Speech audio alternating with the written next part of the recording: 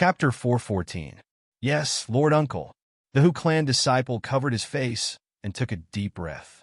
His eyes suddenly flashed with a cold light, and he suggested again, since we can't stop Li Zhong's decree, then we have to think of a way to kill Li Zhong. Now that the land reform has begun to be implemented in various places, even if Lord Dragon King personally says it, those people won't be willing to give up halfway. So, once Li Zhong dies, Lord Dragon King can only let Lord Uncle take full responsibility for this matter in a short period of time. At that time, This time, the Hu clan disciple's response was not Hu Yan's angry roar, but a loud slap. Then, your uncle, I will be pushed from being the support and leader of countless aristocratic families in the northern frontier to being the enemy of the aristocratic families in an instant. Not to mention whether Lord Dragon King has other backup plans after Li Zhong's death, even if he doesn't have any preparations and can only leave this matter to me. Do you think he won't supervise me and let me do whatever I want? Moreover, Li Zhong inexplicably died in the northern frontier prince's mansion. Do you believe that when this matter is settled, the Hu clan will die the same way as Li Zhong died? Hu Yin took a deep breath. Although he had long known that the Hu clan's juniors were good-for-nothings, he really didn't expect that at this time. The Hu clan's juniors still didn't realize the seriousness of the problem. They thought that if they were in Li Zhong's position, they could do whatever they wanted just like before, and even change the order from day to night. Then, Lord Uncle's meaning is? After the Hu clan disciple was beaten, he also knew that his smarts had completely angered the fetters. Originally, he wanted to show off his abilities, but now he could only cover his face and stand beside Hu Yin with a wronged expression, carefully asking a question. Hu Yin took a deep breath, narrowed his eyes, and said, "The situation has already reached this point. No matter what we think, Li Zhong won't let this matter rest. I admit that the annual income of the northern frontier's farmland added together can't compare to the several large contracts we have in the Northern Territory Chamber of Commerce. However, the land is the foundation of our aristocratic family's existence. Without the land, the aristocratic families are just a group of worms that can be bullied by others." Hu Yin had some more words that he couldn't say in person. If the Northern Frontier aristocratic family's juniors were all talents like the Qiao clan's juniors, Hu Yin wouldn't be so opposed to the reform of the Northern Frontier aristocratic families. However, Hu Yin had seen the performance of his nephews. It was fine if he was alive, but once his generation of Hu clan members died, his juniors would be sensible if they didn't cause the Hu clan to be ruined. Although the annual income from the land wasn't much, as the Northern Frontier's territory grew larger, this income would not only remain unchanged, but would also increase. If they could stop Lin Yuan's land reform plan, no matter how bad the Hu clan's juniors were, they could still survive for 4 or 5 more generations. If they could produce 1 or 2 more Kirin, the Hu clan might be able to avoid the fate of being ruined.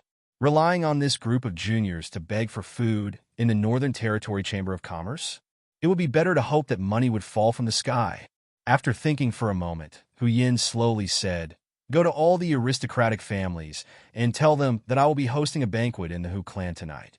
I invite all the family heads to come." The ability of the royal guards was only useful in Shunning City.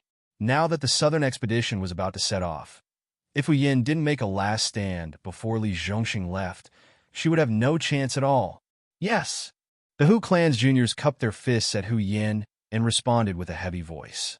At the same time, outside the Hu clan, Xia Xiu curled his lips proudly and said to Xiaoyan, "See? I told you that Hu Yin wouldn't wait for his death when he has completely lost the ability to resist. He must be asking his descendants to inform the patriarchs of the various aristocratic families to gather at the Hu residence and join forces to put pressure on the Demon Emperor." Xiaoyan's face remained cold as he stared expressionlessly at the Hu clan disciples who were gradually disappearing into the distance. After a long while, a cold glint flashed across his eagle-like eyes as he asked, "Kill them? What's the point of killing him? It's a waste of time and useless." Xia Xiu waved his right hand, and a heavy black money bag appeared in his hand. He said with a smile, "If you agree to a bet, you must accept your loss. This is what you lost to me." "Don't kill him? Then why did you call us here?" Xiao En narrowed his eyes slightly and turned his head to look at Xia Siyu beside him, a dangerous cold light flashing in his eyes. Since joining Lin Yuan's forces, the lives of the demi-humans had indeed improved a lot. After all, the forces under Lin Yuan's command were a mix of good and bad.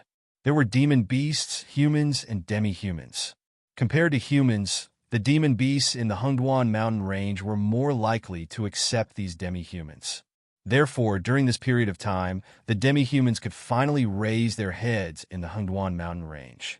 It was many times better than the previous situation where they were hated by both gods and demons. Of course, to guard against civil unrest in Shunning City, Xia Siyu still didn't look serious. But looking at the direction where the Hu clan's disciples had disappeared, his eyes revealed a playful look. Some people were on the chessboard from the beginning. No matter how they struggled, they couldn't escape the fate of being a chess piece. After all, not everyone was qualified to be a chess player. Even a ruthless person like Lei Fan only dared to have some bold ideas about the power of the northern frontier when Lin Yuan was in danger. The head of the Hu clan was really strong-willed. He had just learned a lesson from Hu Yin, but when it was his turn, he dared to go against Lin Yuan for a little benefit. Tonight would be the end of this show. Those heads of the aristocratic families who had rushed to Shunning City from all over the northern frontier to wait for the news could still keep their lives if they didn't go to the Hu clan tonight. But if they went to the Hu clan, we're leaving too. The men of the northern army stationed near Shunning City alone can't handle tonight's big show. Xia Siyu whistled, and 7 or 8 figures disappeared in a flash, hiding in the darkness. When these hidden sentries disappeared, Li Zhong, who was dressed in white, walked to the side of the two. His clear eyes were cold and sharp as he said, "Some people are always above the people and think that they are the power. Tonight, I will show these idiots what real power is." Mr. Li, Mr. Li's, Xia Siyu and Xiao En cupped their fists at Li Zhong at the same time. Although they didn't know what was so great about this young man in white, but to be entrusted with such an important task by the Demon Emperor, he must be outstanding in some aspects. Thinking of the arrangement tonight, Xia Siyu, who knew some inside information, felt his hair stand on end. Chapter 415. It was night. The heads of the aristocratic families from all over the northern frontier gathered in the Hu mansion. They looked at the luxurious dishes on the table, but not a single guest picked up their chopsticks. Almost everyone looked at Hu Yin, who was sitting on the main seat. They wanted to hear what the king of the northern frontier, who was in the camp of the northern frontier prince, had to say. Hu Yin put a piece of fresh fish into his mouth and chewed for a moment. Then he wiped his mouth and said in a deep voice, "You have come from afar. As the king of the northern frontier, I have not done my duty as a host. It is a sin. Today, I have prepared some wine to welcome you." After he finished speaking, the hall was still silent. Everyone fixed their eyes on Hu Yin. They came to the northern frontier to ask for accurate information. There had to be an explanation about the northern frontier prince's mansion attacking them. King of the northern frontier, you know better than anyone why we are gathered here. Don't play tricks. If you think you can send us home by talking, I advise you to go to bed early. You can have anything in your dreams. The one who spoke was a middle-aged man around the age of 40. His skin was dark, and his forehead was full. He didn't look like the patriarch of an aristocratic family that lived like a prince. Instead, he looked like a valiant general that often fought on the battlefield. Especially his muscles that couldn't be hidden by his luxurious brocade robe. It was enough to make some women who were like wolves and tigers stare at him for a long time. Hu Yin nodded slightly and said with narrowed eyes, "Of course I know why you have come to Shunning City. But if I say that I can send you away by talking, I may be telling the truth. Let me ask you, how many of you have made up your mind to fall out with the northern frontier prince's mansion and dare to take the risk of angering the Dragon King to deal with Li Zhong?" After Hu Yin finished speaking, the audience started to talk. Everyone was whispering, but no one dared to answer Hu Yan's question. Why did they dare to come to Shunning City to ask for information after the prince's mansion at the northern frontier began to clear the land? Why did they even obstruct and bribe the secretaries and guards who were sent out by Li Zhong? This was because Lin Yuan had no intention of killing these aristocratic families. The aristocratic families were at loggerheads with the northern frontier princes' residents on the issue of land. This was mainly because they had been thinking of ways to reduce the dynasty's income to fill their own pockets for so many years. They didn't have the right to speak in the Northern Territory Chamber of Commerce. Even though he had become the president, Lin Yuan had the final say on how many fays the Hungduan mountain range would be allocated every day.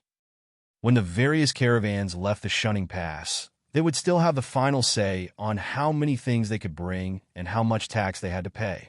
Although the degree of freedom was extremely low, the aristocratic families were still willing to endure the northern frontier's fey trade. However, the issue of land was more sensitive because after losing these lands, the aristocratic family's annual fixed income would decrease. It was still fine for the aristocratic families that raised many serfs, but for the aristocratic families that didn't raise serfs, they had to keep their own cultivated land. If the land was abandoned, they would have to pay taxes to the northern frontier princes' residents every year. After all, this was the aristocratic family's obligation and the foundation of their survival. Otherwise, how could the various dynasties allow the aristocratic families to exist like local emperors? Wasn't it because they could organize the farmers to cultivate and not waste a large amount of land? But now, the northern frontier princes' residence was just fooling around.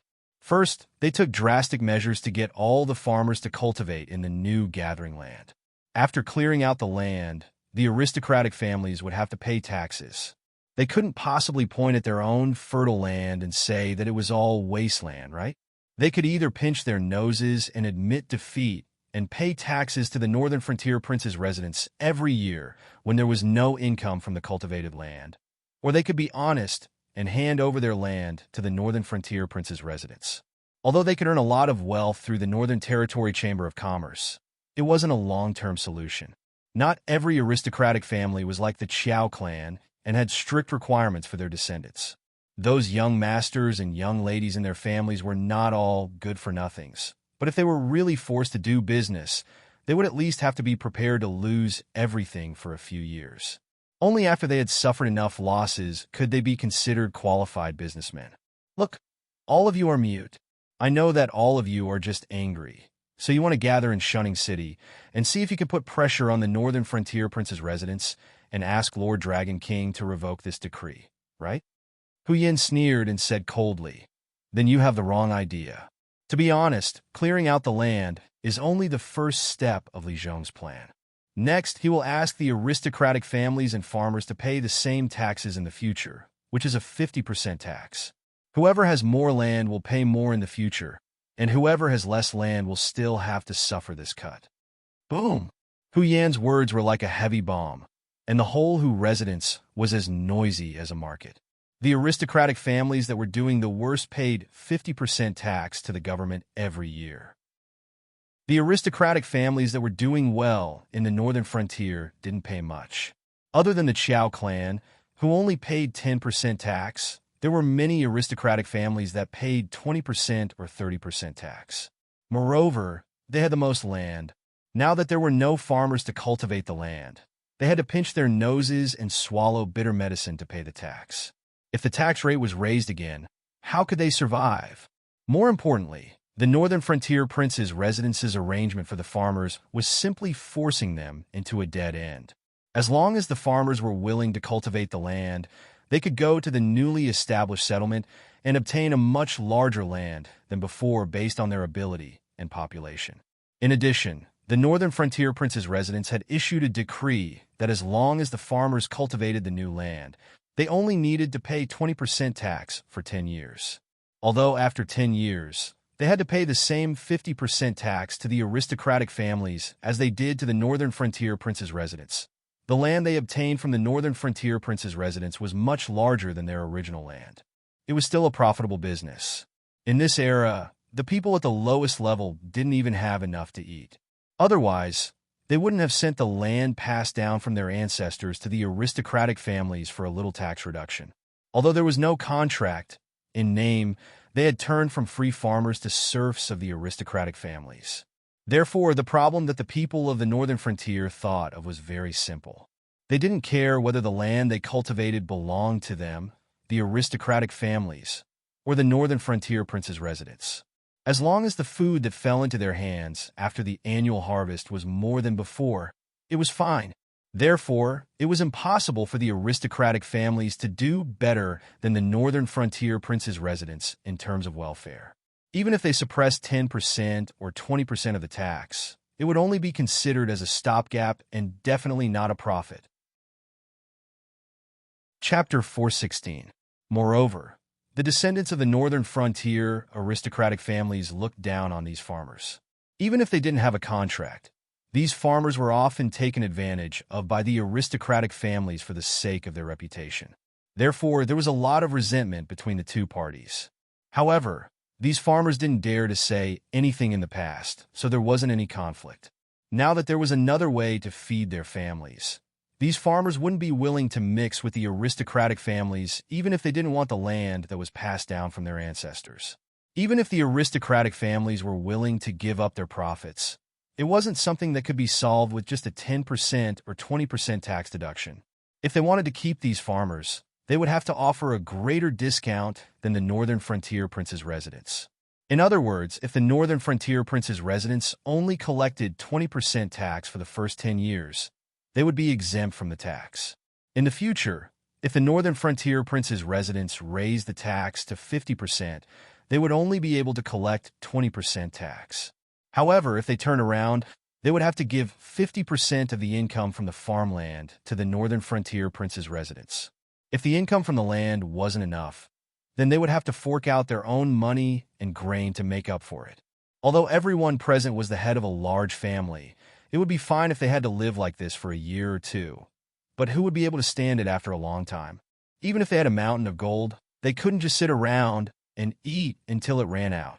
Even if they could get a decent amount of income from the Northern Territory Chamber of Commerce every year, their lifeline was in the hands of others. If they casually found a reason to stop them, such as not giving them goods or restricting their caravan from leaving the country, they would come looking for trouble if they couldn't settle the debt.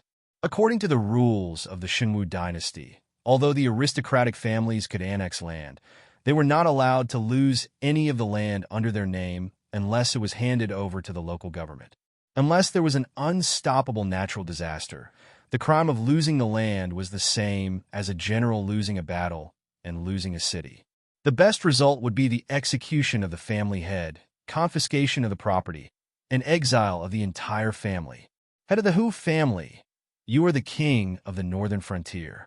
Are you going to just watch that Bradley Zhong do whatever he wants? A head of an aristocratic family who weighed close to 150 kilograms choked and said with a gloomy gaze, "Don't forget, although you are the king of the northern frontier, your Hu family is still an aristocratic family in the northern frontier. We don't have to say which side you should sit on, right?" Bang! Hu Yin slammed the teacup in his hand onto the table and looked coldly at the fatty. He growled, "Isn't it obvious who this Hu favors? If it weren't for this Hu's words today, you would still be foolishly guarding your own land. Only after the northern frontier prince's estate has squeezed all the profits dry will you realize that you've suffered a great loss."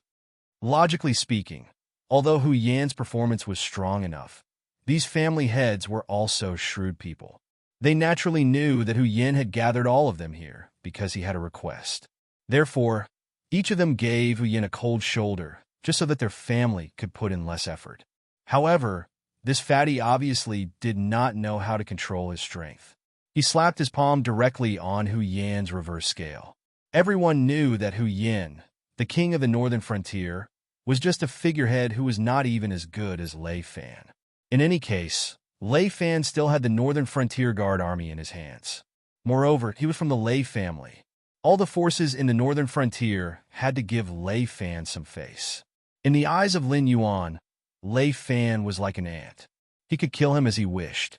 Now, in Hu Yan's hands, other than the Hu family, there were only 100,000 prince's guards. Moreover, no one knew how many of these 100,000 prince's guards were spies of the Demon Emperor Association. Figurehead was the synonym of Hu Yan. However, Hu Yan was from the Hu family and had inherited the title of Shunning City's City Lord. His talent was not bad. Other than being suppressed by Lin Yuan and Lei Fan, he was also a proud and arrogant person. This fatty immediately criticized Hu Yin, but he had touched Hu Yan's bottom line. This was because his words were more or less criticizing Hu Yin for not putting in effort for the family and had always stood on the side of the northern frontier prince's mansion. Even his tone was somewhat harsh. However, they all knew that Hu Yin was the one who had put in the most effort in this incident. At this point, to say that Hu Yin did not put in effort was equivalent to pointing at Hu Yan's nose and calling him a useless person. Hu Yan's sudden outburst immediately caused everyone to keep quiet out of fear. Each and every one of them looked at Hu Yin with their mouths agape. After a while, the patriarchs of the aristocratic families acted as if nothing had happened just now. They began to toast each other, and the atmosphere of joy and laughter was restored in a short time. They were all trying to suppress this fatty's mistake openly and covertly. Hu Yin snorted coldly and shifted his gaze away from the fatty. He said in a deep voice, "Everyone's mouth is unforgiving, but in your hearts, you all know that in order to stop this new set of policies, this who had to shed all pretense of cordiality with all the officials in the northern frontier prince's mansion. But there was no other choice.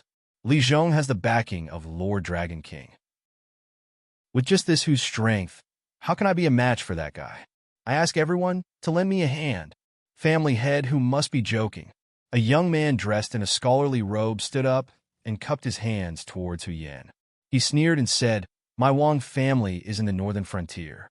Although we are not considered a big family, we are still very clear about the matter of being loyal to the emperor. It's just some land. If Lord Dragon King likes it, he can take it. My Wang family will never do anything to betray Lord Dragon King." What a nice way to put it. Isn't it because you are afraid? The plump family head from before snorted coldly and said sarcastically, "If your Wang family really doesn't care, why did you come all the way to Shunning City? Could it be that you are here to freeload off family head whose banquet today?"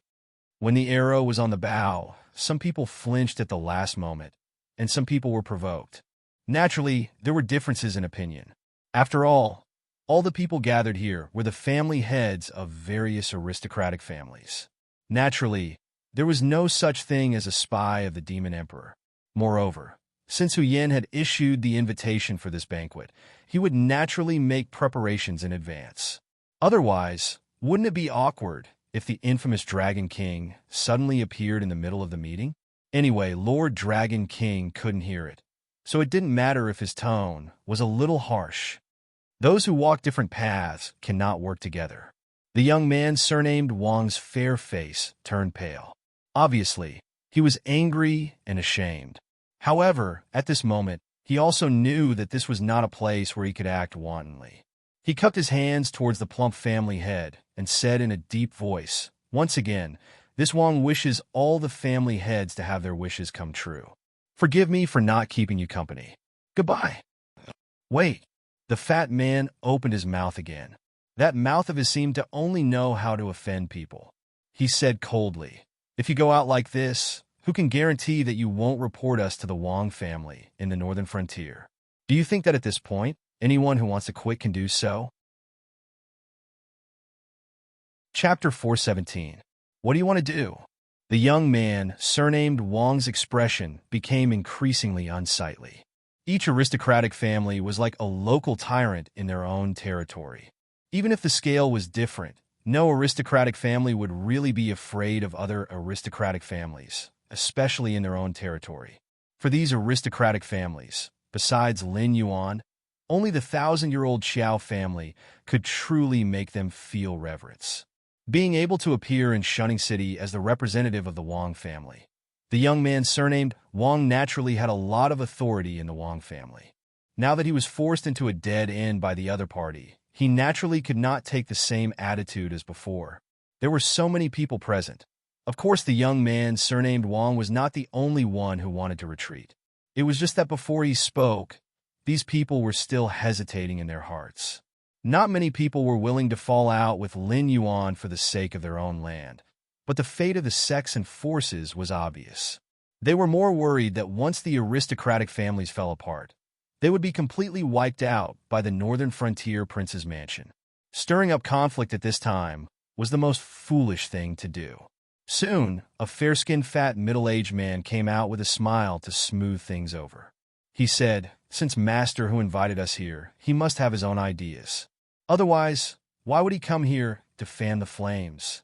The Northern Frontier Prince's Mansion hasn't made a move yet. Do you think we can start fighting among ourselves first?" As his voice fell, even the hostile young man, surnamed Wong, and the plump master of the Heavenly Court paused. At this juncture, it would be the biggest joke if they started a fight with their own people. Although there were some differences in their attitudes towards the Northern Frontier Prince's Mansion, they were all members of aristocratic families, and their interests were the same. "Is that right, Master Hu?" The fair-skinned fat master of the Heavenly Court saluted Hu Yin, thinking that Hu Yin was too blind. No matter what the Northern Frontier Prince's Mansion was planning, the aristocratic families of the Northern Frontier must now unite. Otherwise, with the strength of one family alone, there was absolutely no way to fight against the Northern Frontier Prince's Mansion. But if they united, although there was still a great disparity in strength, at least they could ensure that the land issue would not be solved by force, and they would have space to move.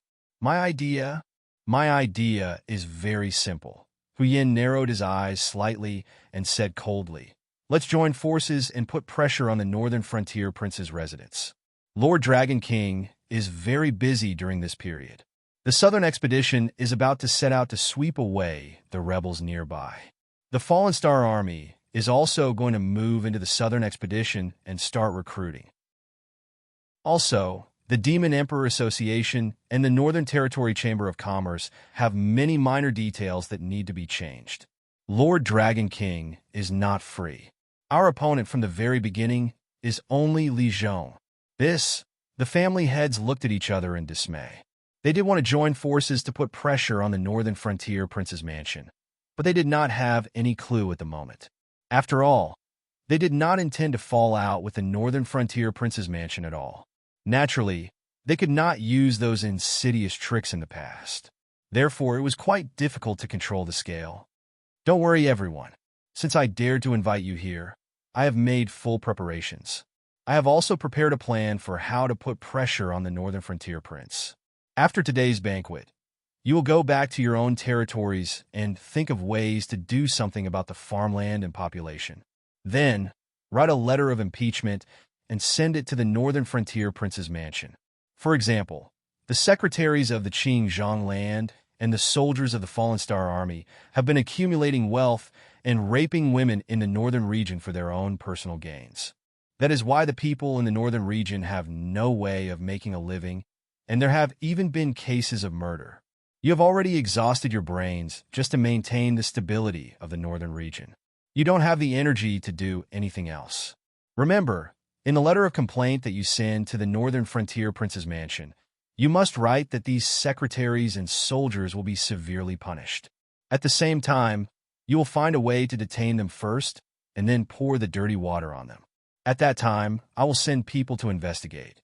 Then, both sides will work together and directly kill him. Even if we can't bring down Li Zhong, we can still cut off his henchmen. After this group of people is dealt with, he will definitely send his men out to clear the land. Therefore, if he wants to use people, he can only use my people." Hu Yin reached out and patted his chest. The smile on his face gradually became wilder and wilder. He said in a cold voice, "When my men go to clear the land, we will have the final say on how much fertile land and how much wasteland there is. When Li Zhong fails his task, the Dragon King will definitely be angry. Although he won't kill Li Zhong, he will definitely hand this matter over to other capable subordinates." Hu Yan's idea was very simple. Since they couldn't bring down Li Zhong directly, then they would just cut off Li Zhong's henchmen. When Li Zhong had no one to rely on, even if Lin Yuan still wanted to use Li Zhong to handle this matter, he wouldn't have the ability to do so. And for the heads of these aristocratic families, it was also a matter of ease for them to detain the officials of various government offices. They didn't even need to discuss the process carefully. This series of operations could be carried out perfectly. As long as the secret wasn't leaked in advance, Hu Yin couldn't think of any reason why this plan would fail. This method is not bad, but isn't the risk a little too high? This time, the one who spoke was still the head of the Heavenly Court. Obviously, on this issue, he wasn't on the same side as Hu Yin. He pondered for a moment and said with a cold gaze, "Although I believe that head Hu's side is very clean, at least for now, there aren't any spies of the association of the Demon Emperor.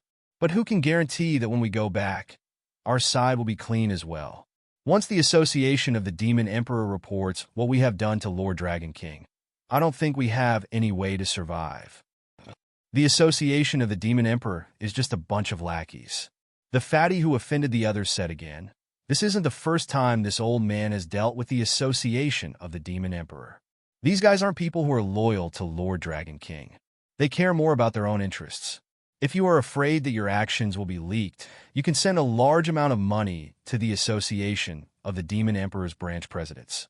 Not only can this guarantee that the plan will be foolproof, it's even possible for the association of the Demon Emperor to assist you in this matter." As soon as the fatty finished speaking, the group of family heads started whispering again. Obviously, the association of the Demon Emperor wasn't loyal to Lin Yuan. As long as there were enough benefits, they could be controlled. This was an open secret to the entire northern frontier. But at this moment, obviously no one thought that what they saw was what Lin Yuan wanted them to see.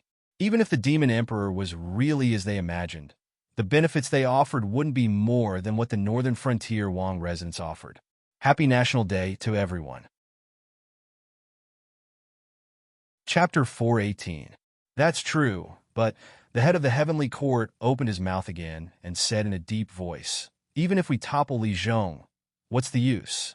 The problem of the aristocratic families in the northern frontier is a problem that Lord Dragon King wants to solve. Even if we topple Li Zhong, there will still be Wang Zhong and Zhao Zhong to do it. We took such a big risk to do this. Is it just to delay our deaths?" Everyone fell silent again and looked at Hu Yin anxiously, because what he said was indeed reasonable. Everyone took such a big risk to do this. Once it was found out, it would give the northern frontier prince's residents a legitimate reason to eradicate them. But in the end, the results still did not change. The biggest beneficiary might be Hu Yin, because Li Zhong was Hu Yin's #1 political enemy. After he was eradicated, Hu Yin would still be a puppet, but at least a puppet with more power. Those officials who came later would more or less be afraid of Hu Yin. "Brother Zhang, you're right. It's His Majesty the Dragon Kings will declare the land in the northern region. No matter who comes here, we have to follow his orders. But now, Li Zhong is sitting in this position, and it's obvious to all of you that he's not even willing to spare time to have a meal with us. This guy is bent on taking back the land in our hands. I don't mean to say this, but even if you're willing to give Li Zhong great wealth, he won't be willing to accept these benefits, right? But if someone else sits in Li Zhong's position, he knows that the first condition to do this well is that we aristocratic families cooperate with him. Otherwise, he will collapse in the same way that Li Zhong collapsed. Unless Lord Dragon King directly uses force to eradicate the aristocratic families in the northern frontier, the result will not change. So this new guy, no matter what he is thinking, has to give us face. When the time comes, everyone can show off their skills to please each other. At least on the land clearance issue, everyone will have room to maneuver. At least, you will not be killed directly and have no chance to make a comeback. Moreover, to put it bluntly, I, Hu Yin, am the king of the northern frontier in name, but in fact, I'm just a puppet. So, whether Li Zhong falls or not, it has nothing to do with me. I do these things and say these things because I am also a member of the aristocratic families. Of course, I also have to figure out the intentions of my superiors. Otherwise, one day, if I make an unintentional mistake, I will end up with my head separated from my body. So, according to my speculation, once Li Zhong falls, the new person who will take over is most likely me. Because my superiors can't bear to see me having influence in the northern frontier. Now, my biggest reliance is actually all of you, who are also aristocratic families. If I am in charge of this matter, no matter the result is good or bad, I will definitely be at odds with all of you. Looking at this matter from my superior's point of view, I am the most suitable person to take over Li Zhong. Similarly, if I am in charge of this matter, then there will be more room for you to maneuver. As long as we can make a good show, this set of government decrees can be postponed indefinitely. Hu Yin reached out and patted his chest, taking on the responsibility of everything, and said, even if it can't be postponed indefinitely, there will definitely be no problem for 30 to 50 years. At that time, with everyone's intelligence and wisdom, can't you find another way out? Hu Yan's words could be said to be quite reasonable and quite tempting. To put it bluntly, it was hard to say if the current northern frontier regime could still exist for 30 to 50 years. With Lei Qiuxing's tyrannical personality, if it wasn't for the fact that he was helpless, he definitely wouldn't allow someone else to sleep beside him.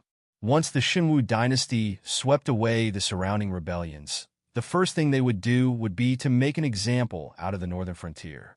He wouldn't allow the Northern Territory Chamber of Commerce to continue controlling the price of the phase of the Xinwu dynasty. Even if the Northern Territory Chamber of Commerce still existed, it should be surnamed Lei. Therefore, 30 to 50 years later, even if they couldn't find another way out without Lin Yuan suppressing them, they could continue to maintain the current situation. They would still be the dominant aristocratic family in the northern frontier. A sneer suddenly sounded at an inappropriate time. Everyone turned their heads with cold gazes, only to discover that the sneer came from Qiao Yilin. Qiao Yilin put down the chopsticks in his hand and elegantly wiped the grease at the corner of his mouth. He cupped his hands and said, "My apologies.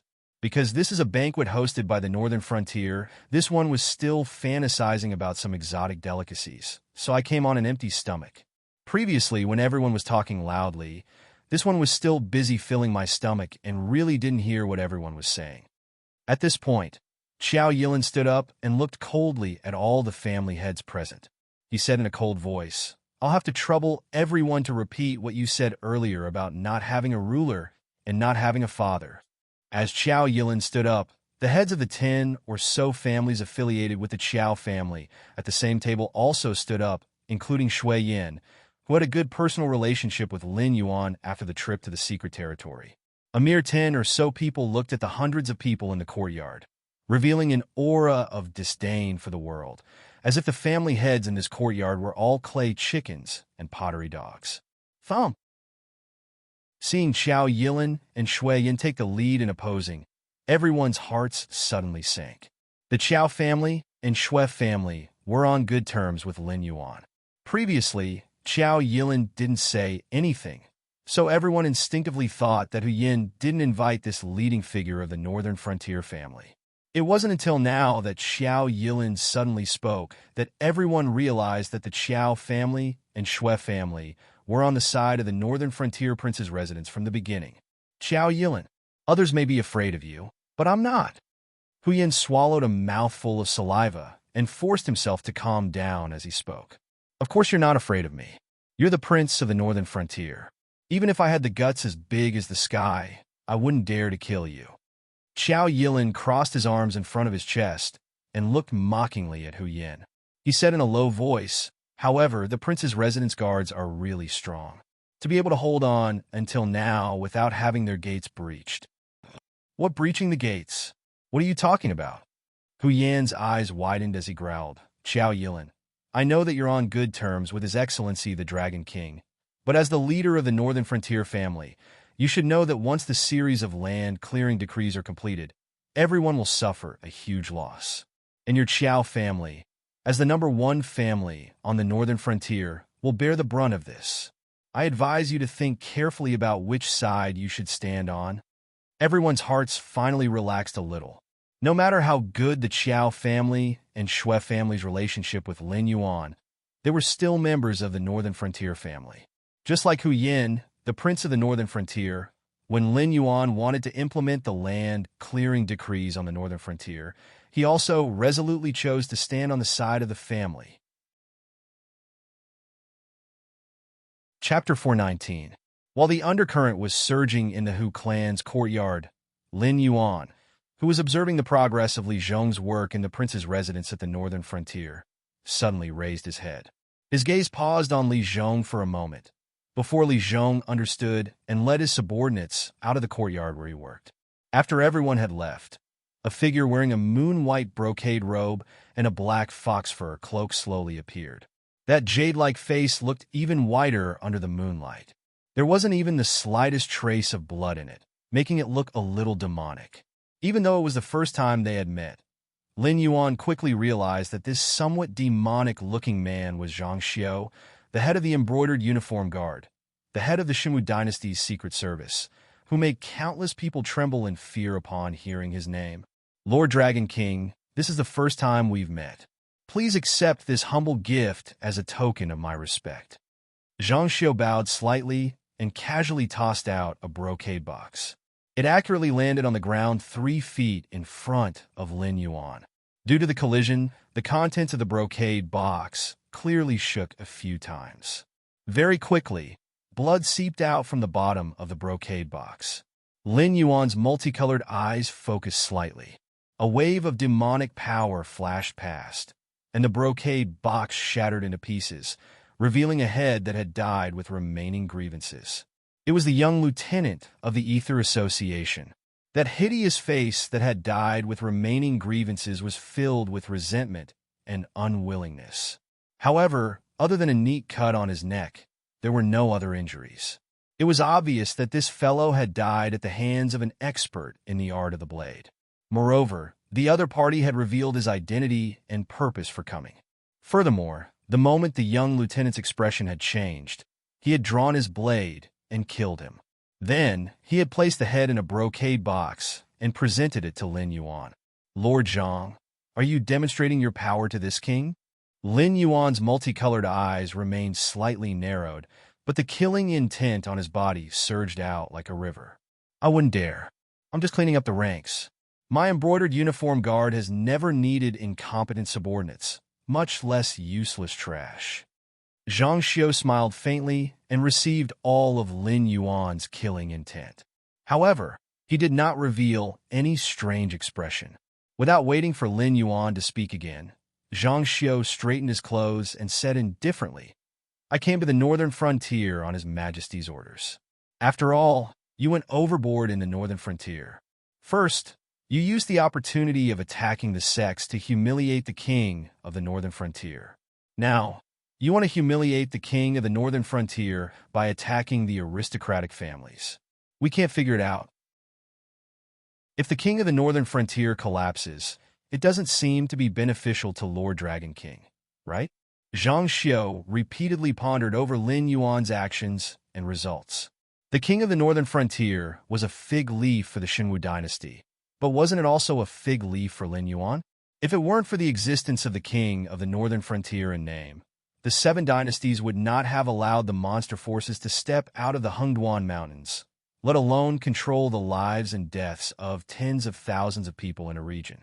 Therefore, the existence of the king of the northern frontier was not only a foreshadowing left behind by the Shenwu dynasty to invade the northern frontier in the future, it was also a banner that Lin Yuan had to raise. What's more, even if the 7 dynasties did not care about Lin Yuan, without the principle of the supremacy of the royal authority, there were still not many benefits for Lin Yuan to govern the northern frontier. After all, when the hearts of the people lost their fear of the royal authority, even if the king of the northern frontier was completely turned into a puppet, how could Lin Yuan, the dragon king of the Blackwater, not be affected by it? The northern frontier does not need a king. What the northern frontier needs is a book of laws and a leader. To the northern frontier, the identity of the leader is not important. As long as the direction he chooses is right, he will naturally be supported. As for the impact on the royal authority, Lin Yuan smiled. His voice paused for a moment, and then he revealed his sharpness and coldly said, What does it have to do with this king? This king is not the ruler of the northern frontier. In name, this king is the righteous God in charge of the northern frontier. Without the king of the northern frontier is still the northern frontier. But without this king, this righteous God, is the northern frontier still the northern frontier? Zhang Xiao thought silently for a moment. Suddenly, he grinned and cupped his hands, saying, I see. I have learned something. However, Zhang Xiao had clearly not come all this way to clean up the pawns of the Ether Association, nor was it to stand up for Hu Yin, who was doomed to die. As a result, Zhang Xiao quickly adjusted his state of mind and said, Sir Dragon King, you should know that although the current Shenwu Empire is still in a precarious state, it's still far from before, when the empire could have been destroyed with the slightest carelessness. We only need a bit of time to return to our golden age. Yes. Lin Yuan nodded slightly and did not deny Zhang Xiu's words. Then, Lord Dragon King, you should know that you and the King of Qing Peng are our biggest opponents in wiping out the Pebble Stones. However, compared to the King of Qing Peng who directly rebelled, the northern frontier has accepted the imperial edict in name and is under the jurisdiction of the Shenwu dynasty. It is up to you whether you accept it or not. It all depends on His Majesty's intentions and whether you are willing to submit to him. Zhang Xiu tilted his head and smiled evilly. He continued, His Majesty's decree is that as long as the northern frontier is willing to send troops to suppress the rebels and is willing to solve some problems for His Majesty, then the northern frontier can still maintain the current situation and can even receive our help. Please speak. Lin Yuan also tilted his head and replied indifferently. Lin Yuan did not expect the Shenwu dynasty to come and make requests at this time. However, Lin Yuan quickly figured out the crux of the matter. Although the Shenwu dynasty was unstoppable now, after careful study, one would realize that all the triumphs during this period were because of Shun Lin Jun's invincibility. However, even if Shun Lin Jun was really invincible, there was a limit to his scale. It was impossible for him to really plow through the entire Shenwu dynasty's territory. Otherwise, even an elite like Shun Lin Jun would suffer heavy losses. Therefore, if the Shenwu dynasty wanted to quell the internal strife as soon as possible, they needed the cooperation of Lin Yuan and Lei Qiuming. Therefore, Lin Yuan could be sure that when Zhang Xiu appeared at the northern frontier, the other person, who was no less important than Zhang Xiu, should have also rushed to Lei Qiuming's side. Lei Qiuming's move was to make use of his two biggest rivals. After swallowing up the small rebels nearby, Lei Qiuming's next step was to deal with the two of them wholeheartedly. First, since the northern frontier is the royal territory of the Shenwu dynasty, we cannot interfere with the internal legal reform of the royal territory. We can even pretend that the Dragon King did not overstep his authority and build a city without the permission of the dynasty. However, even if it is an autonomous royal territory, the taxes that should be paid should not be less, right? Zhang Xiu's eyes were smiling. Although his voice was soft, it suppressed Lin Yuan's aura. Chapter 420. Reasonable. Lin Yuan nodded and didn't raise any objections. As a subject, it was reasonable for him to pay taxes to the lords. If Lin Yuan couldn't do this, how could he ask those aristocratic families and city lords to pay taxes to him? After all, the Shenwu dynasty wasn't in existence that the northern frontier could casually abandon. Otherwise, the Northern Territory Chamber of Commerce under his command would instantly become a joke, and the seven dynasties would join forces to suppress him. Although the Shenwu dynasty's rule was 70% tax, the northern frontier was an autonomous territory and also had the privilege of reducing taxes. 70% tax was considered a token and wouldn't affect the northern frontier's development. It was within Lin Yuan's acceptable range. Second, the Northern Territory Chamber of Commerce is using the Shenwu dynasty's name to do business with the six dynasties, but the benefits will all fall into Lord Dragon King's pocket. Don't you think this is inappropriate? Zhang Xiu's smile didn't fade. It was obvious that Lin Yuan's action of agreeing to pay taxes had given him confidence, so he struck while the iron was hot and raised the second condition. It's appropriate. The one who replied to Zhang Xiu this time was Lin Yuan's confident reply. Then, without waiting for Zhang Xiu to come up with words to persuade Lin Yuan said, "The Northern Territory Chamber of Commerce is now able to pass through the Hengduan mountain range and do business with the other six dynasties because it is 100% under my control. Therefore, I don't care if this is your idea, Lei Qiuming's idea, or that influential person's idea. I won't make any concessions." At this point, Lin Yuan even yawned and said lazily, "Of course, you might have a way to seize the Northern Territory Chamber of Commerce's ownership by force, or even make me suffer in silence. In that case, I can guarantee that no caravan will be able to pass through the Hengduan mountain range. Even the Xinwu dynasty's various prices, especially the prices of feis, will rapidly increase to a price that you won't be able to accept. You, Zhang Xiu's smile dimmed, and he almost couldn't suppress the anger in his heart. Lin Yuan's words were too arrogant. The moment he spoke, he directly called out Zhang Xiu, Lei Qiuxing, and some influential people. It was obvious that he didn't intend to give anyone face. He even threatened Zhang Xiu that if they dared to make a move on the Northern Territory Chamber of Commerce, the situation of him raising the prices of feis would happen again.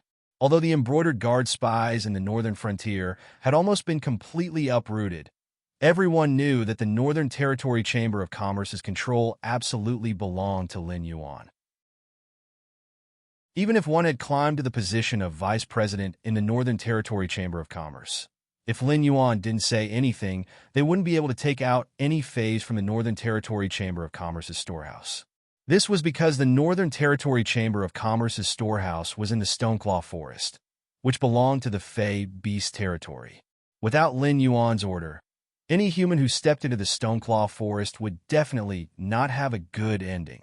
As for Zhang Xiu's previous idea, he had wanted the Ether Association to cooperate with another Fey faction and replace Lin Yuan's exclusive control of feis. However, it seemed like this plan had come to an end. Why would a caravan under the banner of the Northern Territory Chamber of Commerce be able to cross the Hengduan mountain range? Because of benefits? Of course not. That was because Lin Yuan had the final say in the northern frontier. He also had the support of the three Beast Kings and Beast Lord Kirin. Lin Yuan, who had contributed greatly to the Fey beast race's expansion, naturally had the face to do this. Even if the other Beast Kings didn't like humans, they had to suppress their temper and watch the Northern Territory Chamber of Commerce's caravan pass through their territory on account of Lin Yuan's expansion. However, if it were another Fey beast clan, they obviously wouldn't give Lin Yuan face. Not to mention that Lin Yuan was very likely to be the next Beast Lord. This was especially so for the Green Swamp clan, which was the worst choice. The Green Swamp clan was indeed one of the stronger clans in the Hengduan mountain range. Even the Great Beast Kings had suffered losses before. However, there were many other powerful clans, and not all of them were as good as the Nine-Colored Deer clan. An existence like the Green Swamp clan was no different from a rat crossing the street. If they were allowed to do this, no matter how many goods were transported, they would never be able to return. It was precisely because of these factors that those Beast Kings had opened the door to Lin Yuan for the sake of benefits. However, I am not an inflexible person. The Northern Territory Chamber of Commerce can bring in huge profits, and it's naturally impossible for no one to be jealous of this profit. Therefore, if a powerful ally is willing to join us, I naturally can't ask for anything more. I can make the decision to give you 30% of the Northern Territory Chamber of Commerce's annual income. As for whether this profit will be given to you, or if you will give it to Lei Qiuxing, or if it will be evenly distributed, that is your own business. I only need you to help me withstand the internal pressure of the Xinwu dynasty after receiving the benefits. Don't let anyone casually reach out to the Northern Territory Chamber of Commerce. As a compromise, I can agree to let the embroidered guard spies re-enter the northern frontier. However, I must have a list of these spies, and they must unconditionally accept the counsel of the Fey Emperor's surveillance.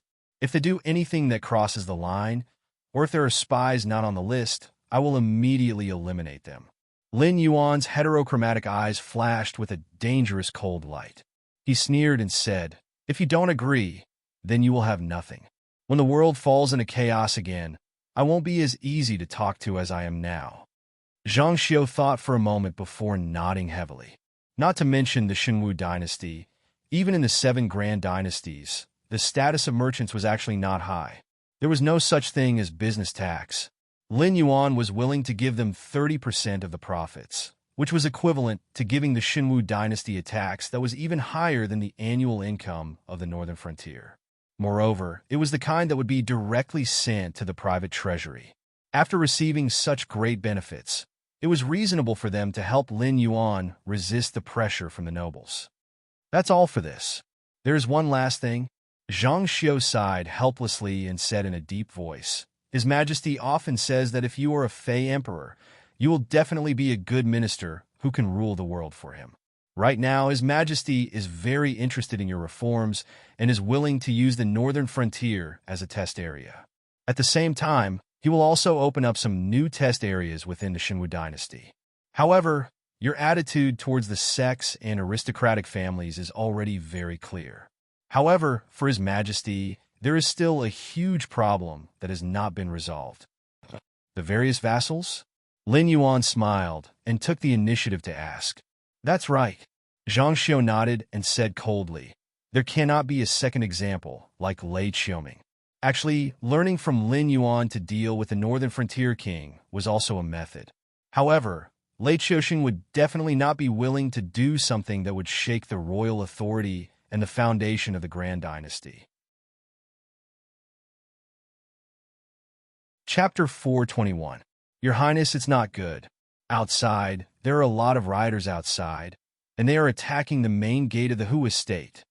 A guard of the prince's mansion, whose armor was stained with blood, rotten vegetables, and eggs, quickly walked over and reported to Hu Yin, who was standing on the main seat. Hu Yin, who was confronting Qiao Yilin, was slightly startled, and the anger in his eyes almost solidified. The northern frontier was now peaceful and prosperous. Those refugees who didn't know the top of the food chain in the northern frontier even praised him, the king of the northern frontier, as an extraordinary prince, a hero who could open up a paradise in troubled times. Therefore, these people definitely wouldn't attack his private residence for no reason. Moreover, for such a big matter, even if his subordinates wanted to report, they wouldn't say it out loud in front of so many outsiders. In order to avoid unnecessary panic, they would at most come over and whisper a few words to give him enough time to react, and arrange for these family heads to leave the Hu estate's main courtyard first. Therefore, at this point, it was already very obvious. Qiao Yilin's sudden attack, the rioters attacking the main gate of the Hu estate, and the guards reporting it out loud regardless of the consequences. All of these, from the beginning to the end, were conspiracies planned by the association of the Demon Emperor. The guard in front of him, whom he trusted the most, was also a member of the association of the Demon Emperor. Tonight was Hu Yan's private banquet. In order to prevent the association of the Demon Emperor spies from sneaking in, he even cleared out the Hu estate's servants and branch family members in advance, including the servants, the cooks, and the guards. They were all his trusted aides, and anyone who he suspected was not qualified to enter the Hu estate's main courtyard tonight. But even so, who knew how many of the association of the Demon Emperor's spies were in this group of people? Sure enough, almost as soon as the messenger's voice fell, all the patriarchs in the Hu clan's courtyard shot up from their seats as if there were steel needles in their chairs. Pairs of ice-cold gazes fell on Hu Yan's face, as if they wanted nothing more than to swallow Hu Yan alive. To these family heads, they were all in the same boat. Apart from being the family head of the Hu estate, Hu Yan also had the identity of the king of the northern frontier. At such a crucial moment, Hu Yan gathered them here to put on a show and give Lin Yuan an excuse to wipe them out in one fell swoop.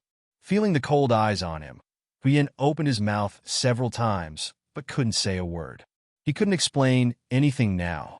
Even if Lin Yuan didn't take this opportunity to wipe out the northern frontier families, he would still skin them ruthlessly.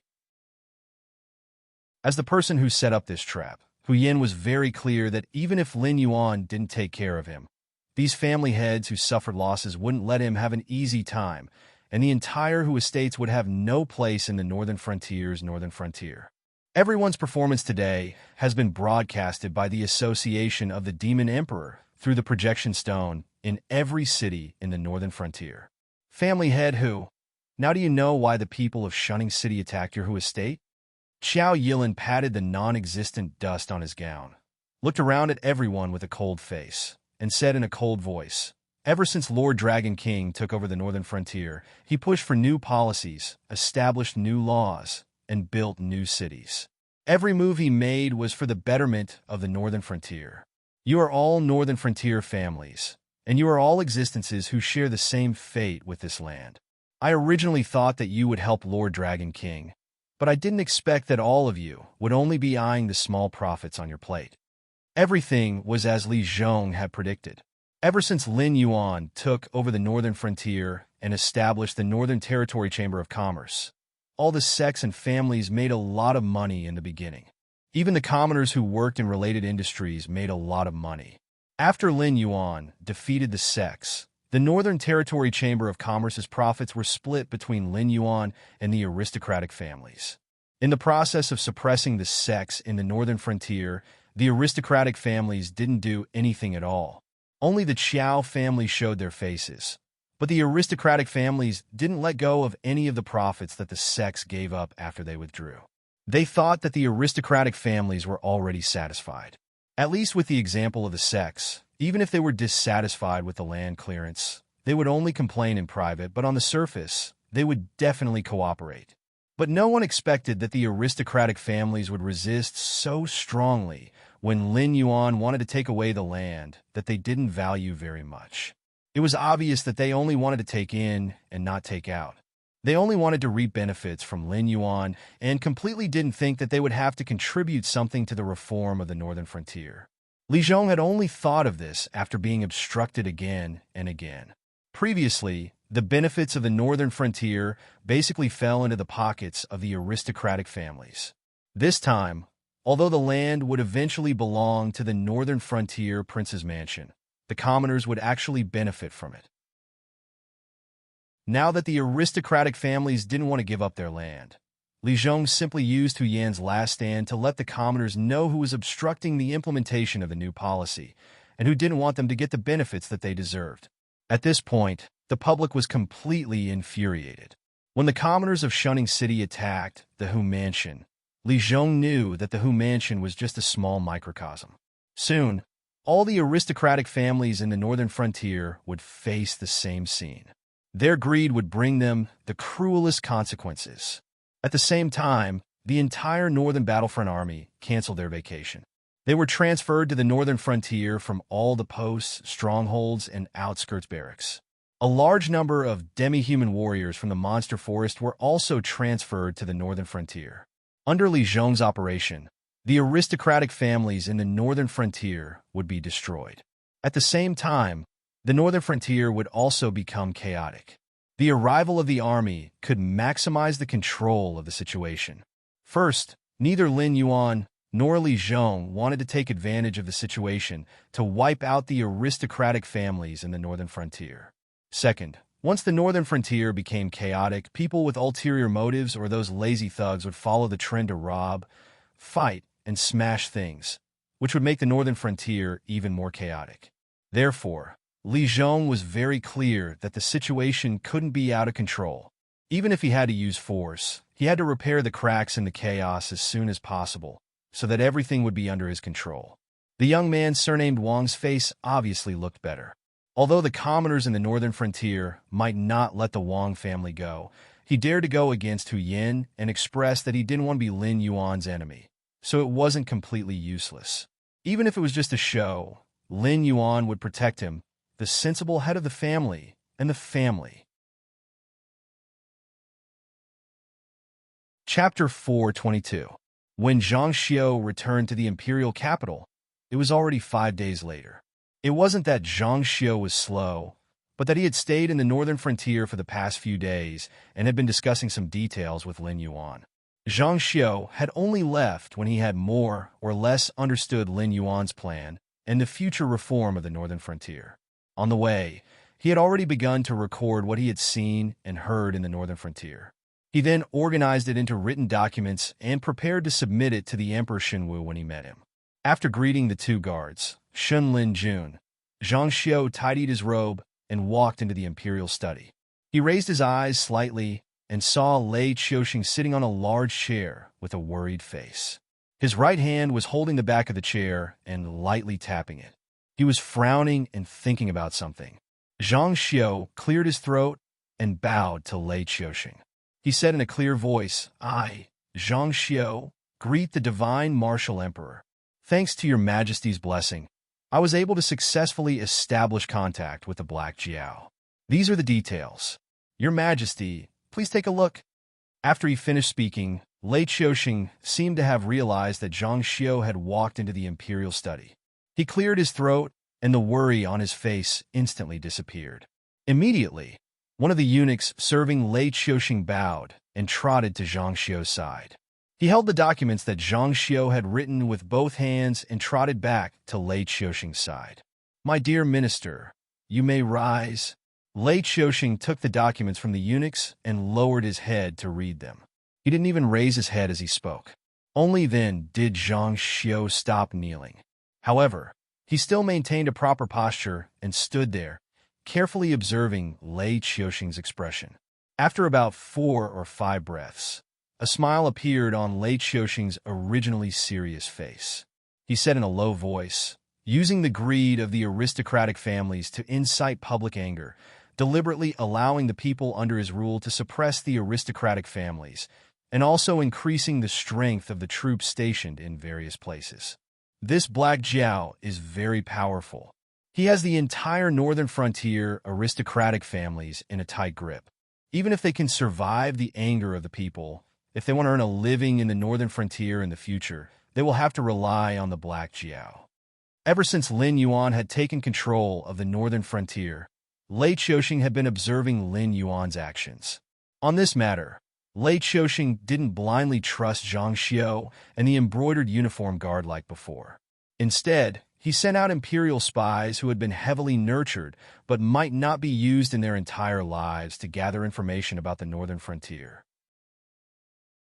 Ever since Lin Yuan had chased away the Green Marsh clan and completely confirmed his position as the overlord of the Stoneclaw Forest and the surrounding areas, Lei Qiuxing had sighed from time to time. He expressed that if this Black Jiao, who had broken the norm, was a human, he would be the best candidate for the position of Grand Secretary of the Shenwu dynasty. "Your Majesty, the information about the northern frontier is just a matter of convenience. You asked me to ask about the Black Jiao, and he also answered." Zhang Xiu stood with his head held high and chest out. However, a hint of seriousness flashed across his eyes.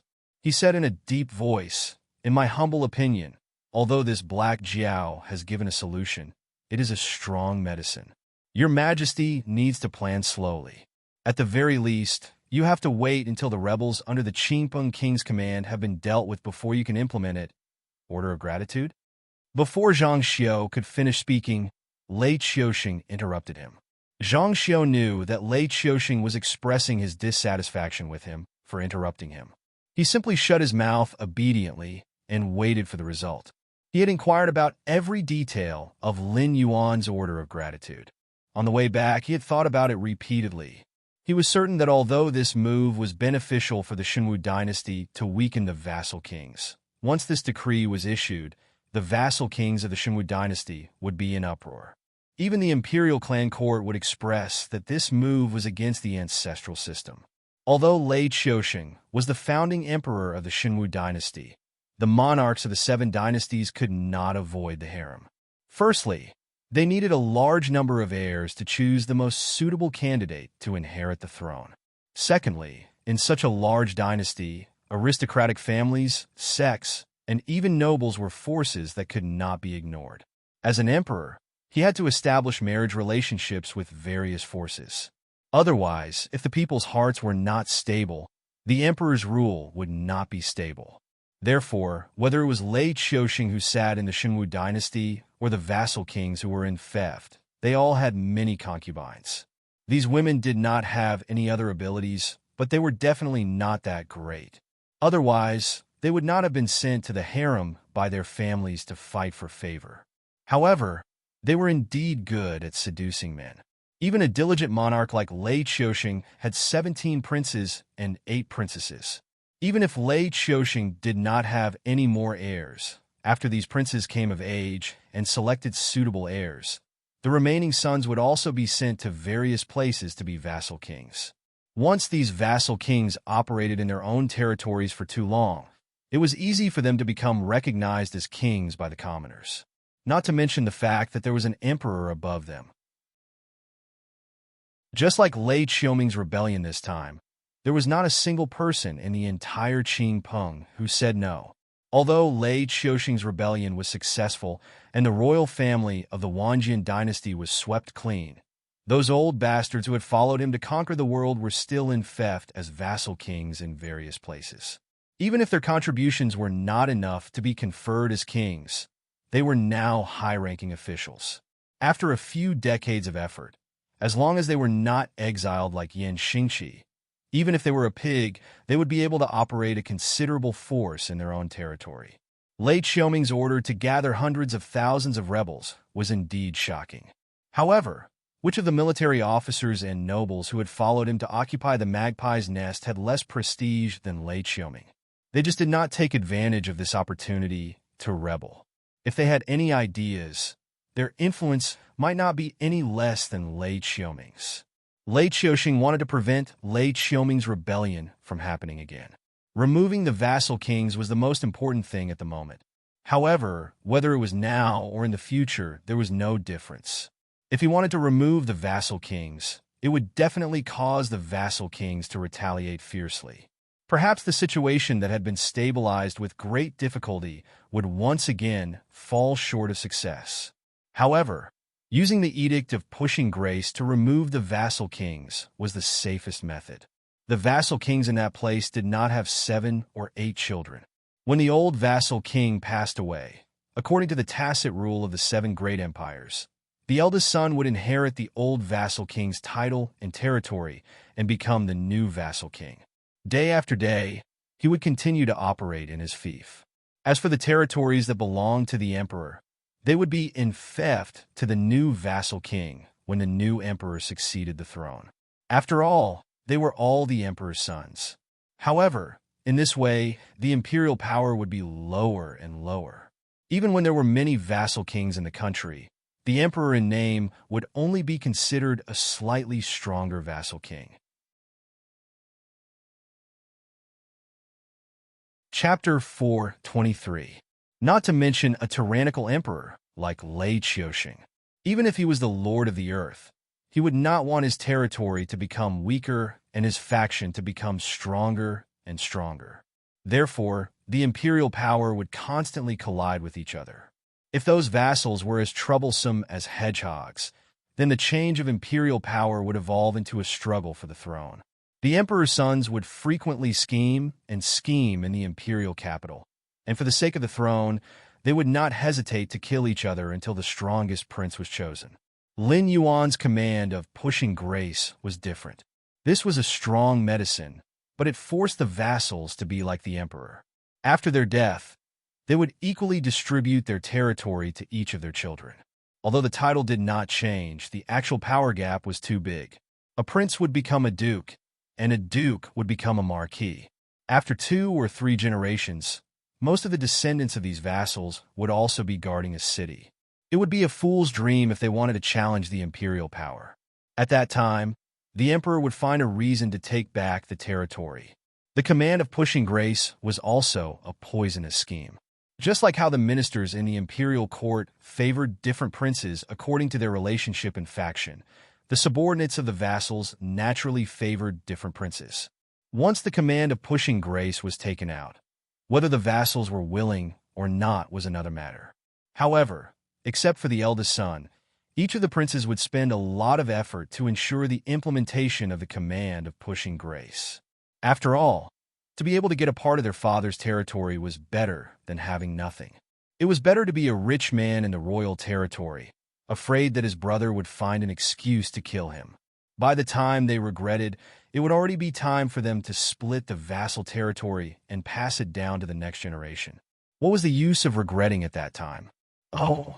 After reading Lin Yuan's command of pushing grace, Lei Qiuxing let out a long breath and sneered, "Amazing, amazing. If these sons of mine had half the ability of this Black Jiao, I would not need to continue to be in charge of the imperial court in the name of Heaven Dipper Realm. I would have already found a place with rich spiritual energy to cultivate." Zhang Xiu bowed slightly, but did not speak. As the newly appointed head of Lei Qiuxing's secret service, Zhang Xiu could do many things without any taboos. If an official below rank 3 offended Zhang Xiu in any way, Zhang Xiu would not even need to find an excuse to kill them. However, when it came to matters related to the succession of the throne, Zhang Xiu could not be involved at all. Your Majesty, although the writ of gratitude is feasible, now is not the time for us to imitate the Black Jiao's new policies.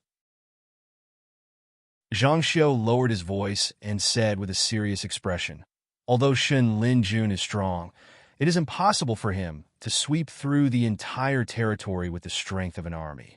When the rebels react, the situation that was stabilized with great difficulty will change again.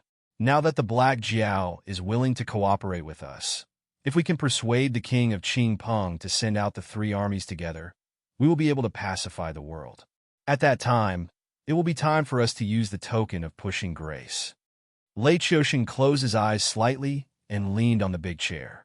The great divine martial emperor was actually forced to worry about personal gains and losses by a group of rebels that could be easily annihilated.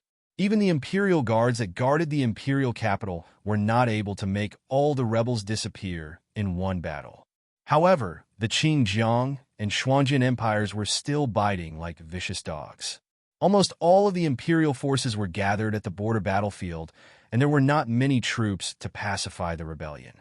It was already the limit of the imperial forces to maintain the current situation. Now, the only thing that Lei Qiuxing could hope for was that the two largest groups of rebels would accept the amnesty. Only when the king of Qingpeng and the northern frontier sent out troops to suppress the rebels could the Xinwu dynasty be truly stabilized. Let them go. Lei Qiuxing slowly opened his eyes, and a sharp light flashed through his pupils. He said in a deep voice, "Don't worry about the northern frontier." The generals Li Zhongxing and Zhang Qilin were both from Shen Linjun. Even if these people die, they will not turn against me. As long as the Black Jiao does not change its generals, it means that it has no intention of rebelling for the time being.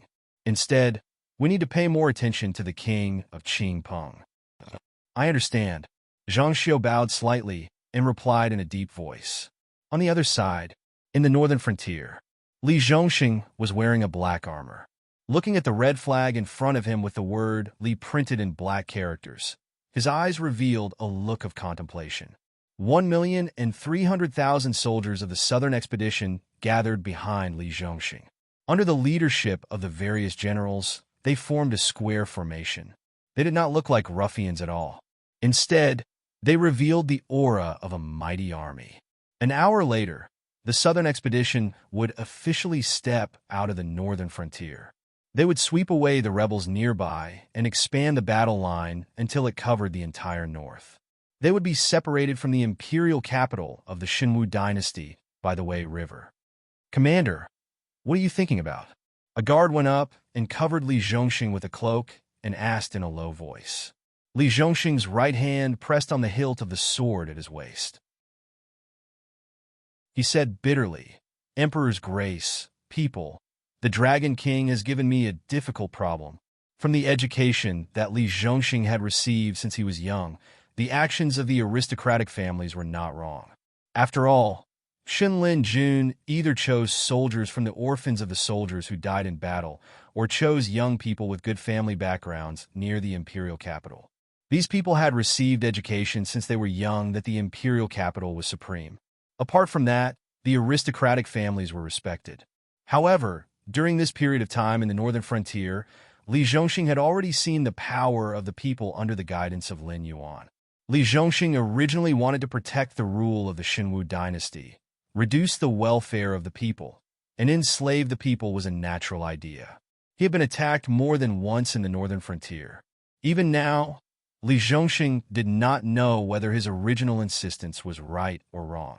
Otherwise, when he received Lin Yuan's transfer order, Li Zhongxing would have gone back to the northern frontier prince's mansion and told Li Zhong everything.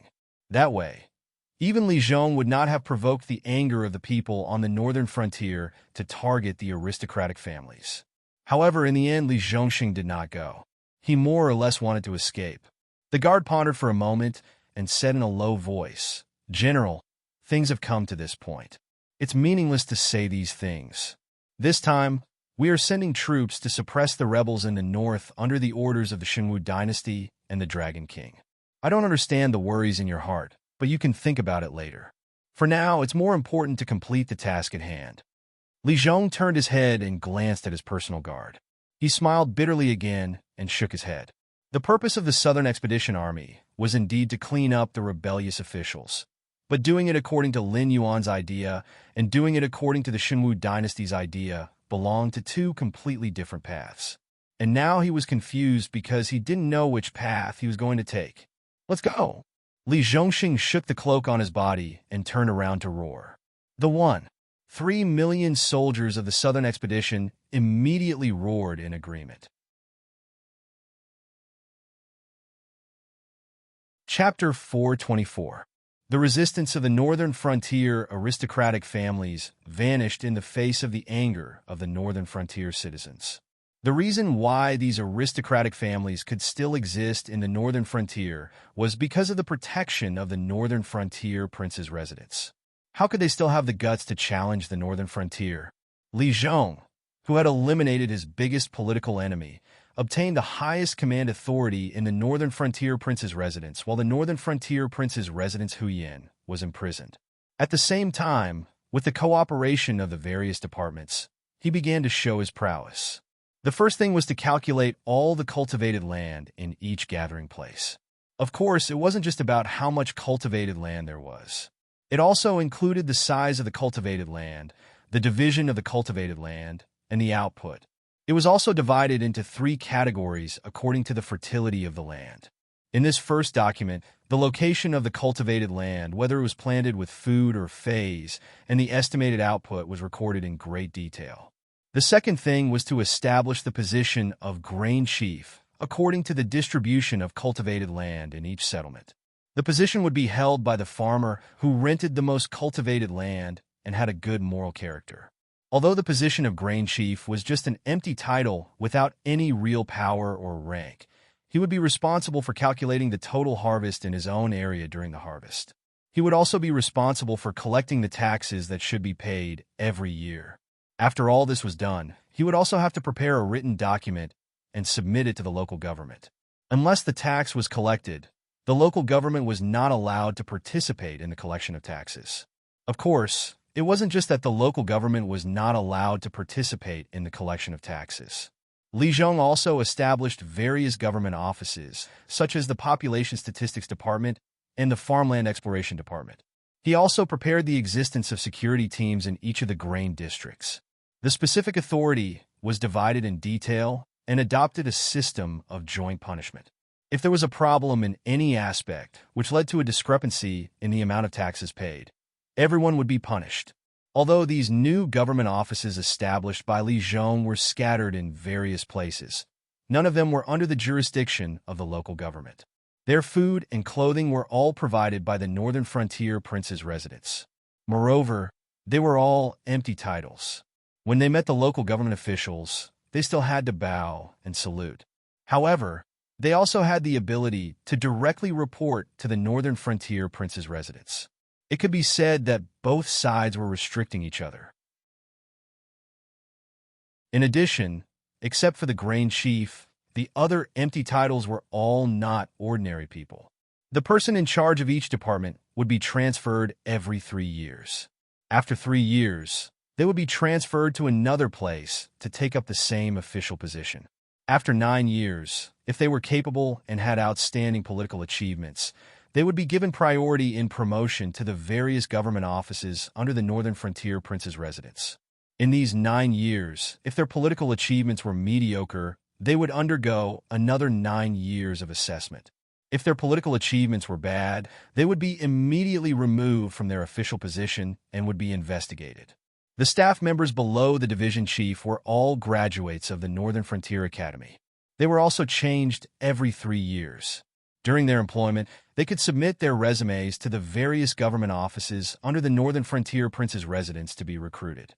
However, they would not be given priority in recruitment.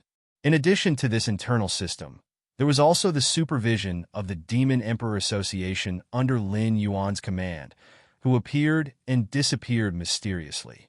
The various government offices with empty titles, local government offices, the Demon Emperor Association, the Grain Chief, and other parties would make the same matter several times more detailed. It was not troublesome for everyone to carry out their tasks. They could also supervise each other to ensure that there would not be any conflicts. In addition, the officials with empty titles would be transferred to other places to carry out their tasks, just like the official officials. There was no such thing as a flowing city lord being an ironclad official. The third matter was back to the land clearing project. Due to man-made factors, natural disasters, and other factors, the yield of the cultivated land would decrease or increase. Moreover, the land needed to be cultivated year after year. Otherwise, the land would lose its fertility and would no longer be able to grow good crops. Therefore, clearing the land was not a one-time project. After every harvest, the land would be cleared again. At the same time, a census of the population would be conducted in each settlement to ensure that there would not be any fraud. This series of reforms simply made some people with ulterior motives dumbfounded. After all, Lin Yuan was now working for the welfare of the people in the northern frontier. Establishing a complex and fair system would not cause any dissatisfaction.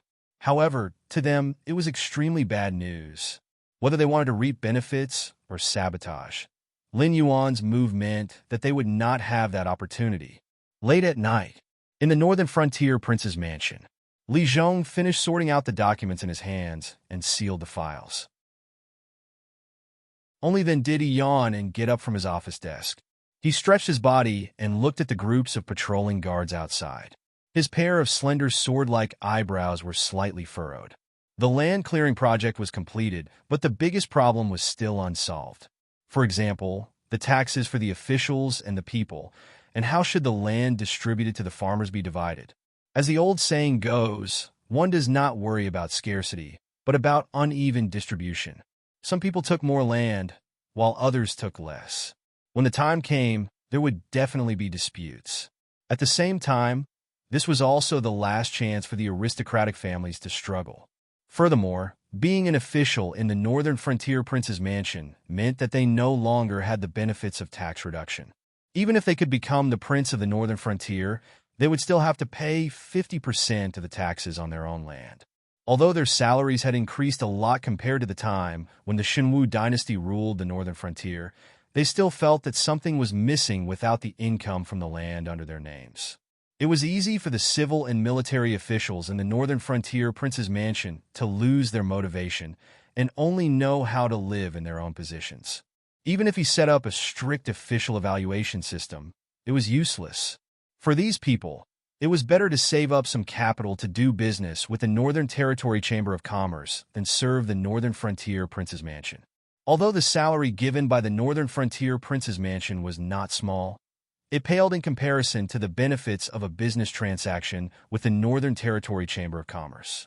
Although Li Zhong seemed to have a lot of authority in the land clearing project, the 10 years of tax reduction, the taxes for the officials and the people, as well as the establishment of various government offices were all things that Lin Yuan had prepared long ago.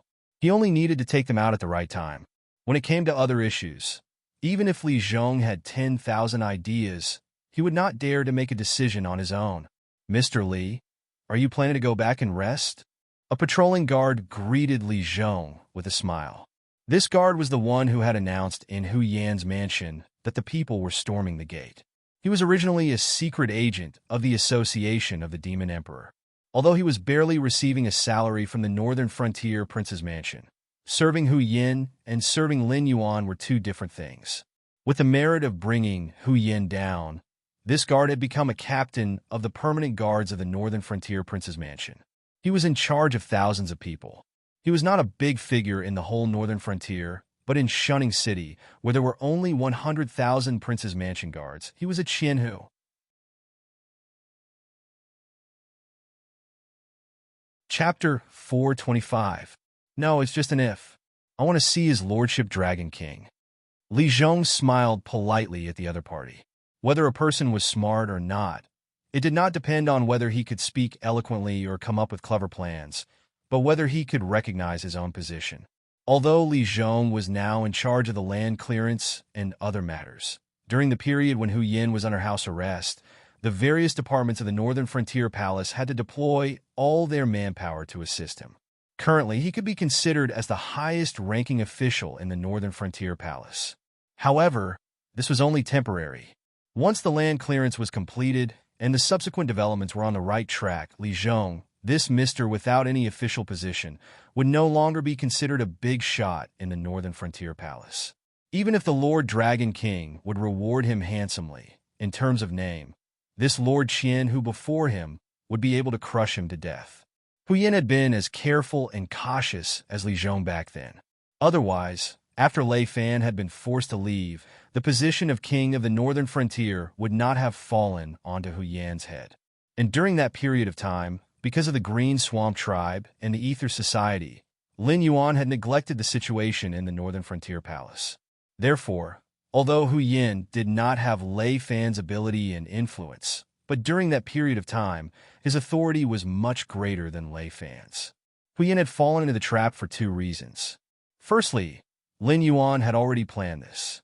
After all, he wanted to support the new laws of the Northern Frontier and not the king of the Northern Frontier.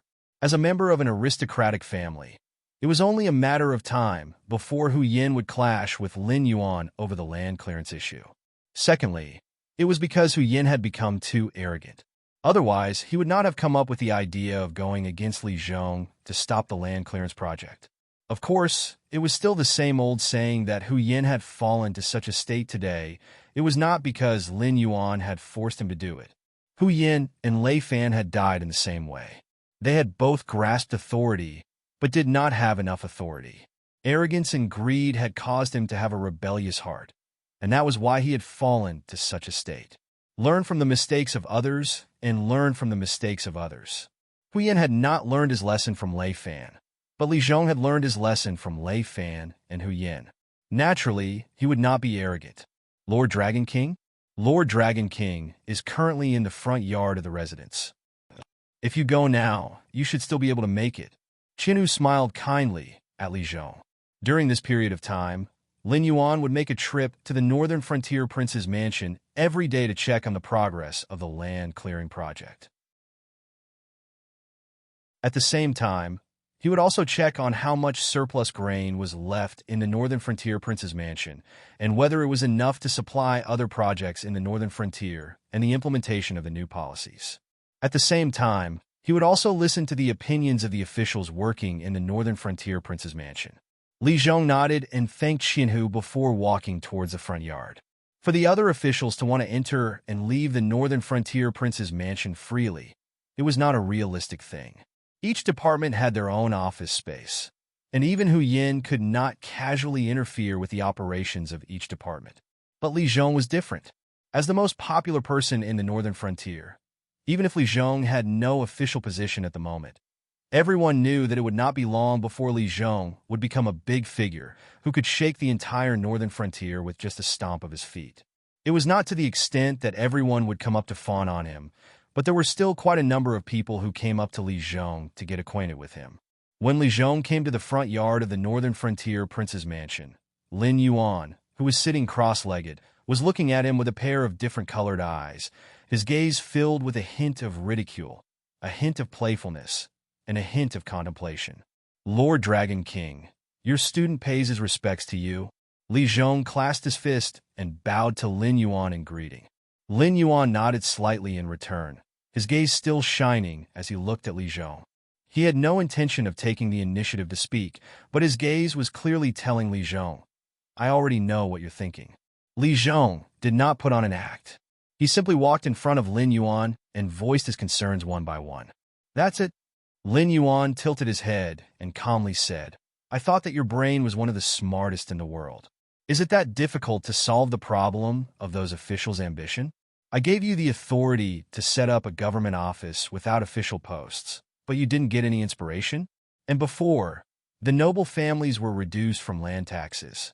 As the person in charge of the land clearance project, don't you know to set up a business tax reduction for them? This your student doesn't dare. The corner of Li Zhong's mouth twitched slightly. He clasped his fist and said, You let your student set up a government office without official posts.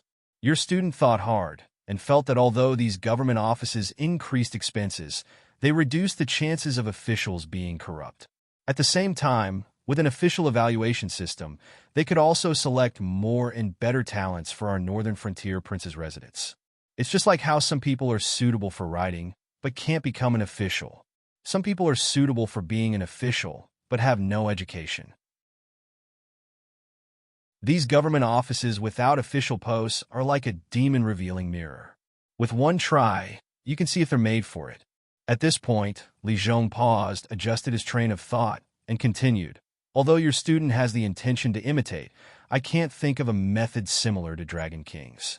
Not only are the government offices useless, but they will also make the organization bloated, and we have to spend a lot of unnecessary expenses every year. Li Zhong first praised Lin Yuan's brilliance, then humbly asked Lin Yuan for his perseverance. However, he didn't mention his own ideas or the business tax reduction that Lin Yuan mentioned. It wasn't that Li Zhong didn't have any ideas, but when meeting with his superior, he had to be more thoughtful. After all, strictly speaking, these things were outside of Li Zhong's authority. If he made a detailed plan, it would be overstepping his authority. As for the business tax reduction, it was completely up to Lin Yuan. After all, if this matter wasn't handled well, it would create a large number of new noble families. Although the noble families of the Northern Frontier hadn't been destroyed, in the Northern Frontier, noble families had become a derogatory term. Lin Yuan definitely didn't want the current situation to change. What? Is the government office without official posts the kind that doesn't work and only takes money? Go back and draft a notice. Anyone who has been an official in the Northern Frontier Prince's residence for 60 years will have their descendants supported by the Northern Frontier Prince's residence. Lin Yuan looked at Li Zhong for a while, then suddenly laughed and softly muttered a few words. Ah? Li Zhong immediately frowned and whispered, Dragon King, Lord Dragon King. Firstly, no one has done this before. Secondly, it's not very attractive. For the current Northern Frontier, it's better to do business than to be an official. 60 years in the Northern Frontier Prince's residence is really not as good as 60 years in business with the Northern Territory Chamber of Commerce. Not to mention supporting their descendants, it wouldn't be a problem to ensure 3 or 4 generations of prosperity. Then it's a problem with your choice of words. Lin Yuan said with an unfathomable expression, What if you say that the Northern Frontier Prince's residence will establish the embroidered uniform guard, and that anyone whose father has been an official in the Northern Frontier Prince's residence for 60 years will have a nominal position in the embroidered uniform guard, 2 ranks lower than their father, and 2/3 of the salary of an official of the same rank.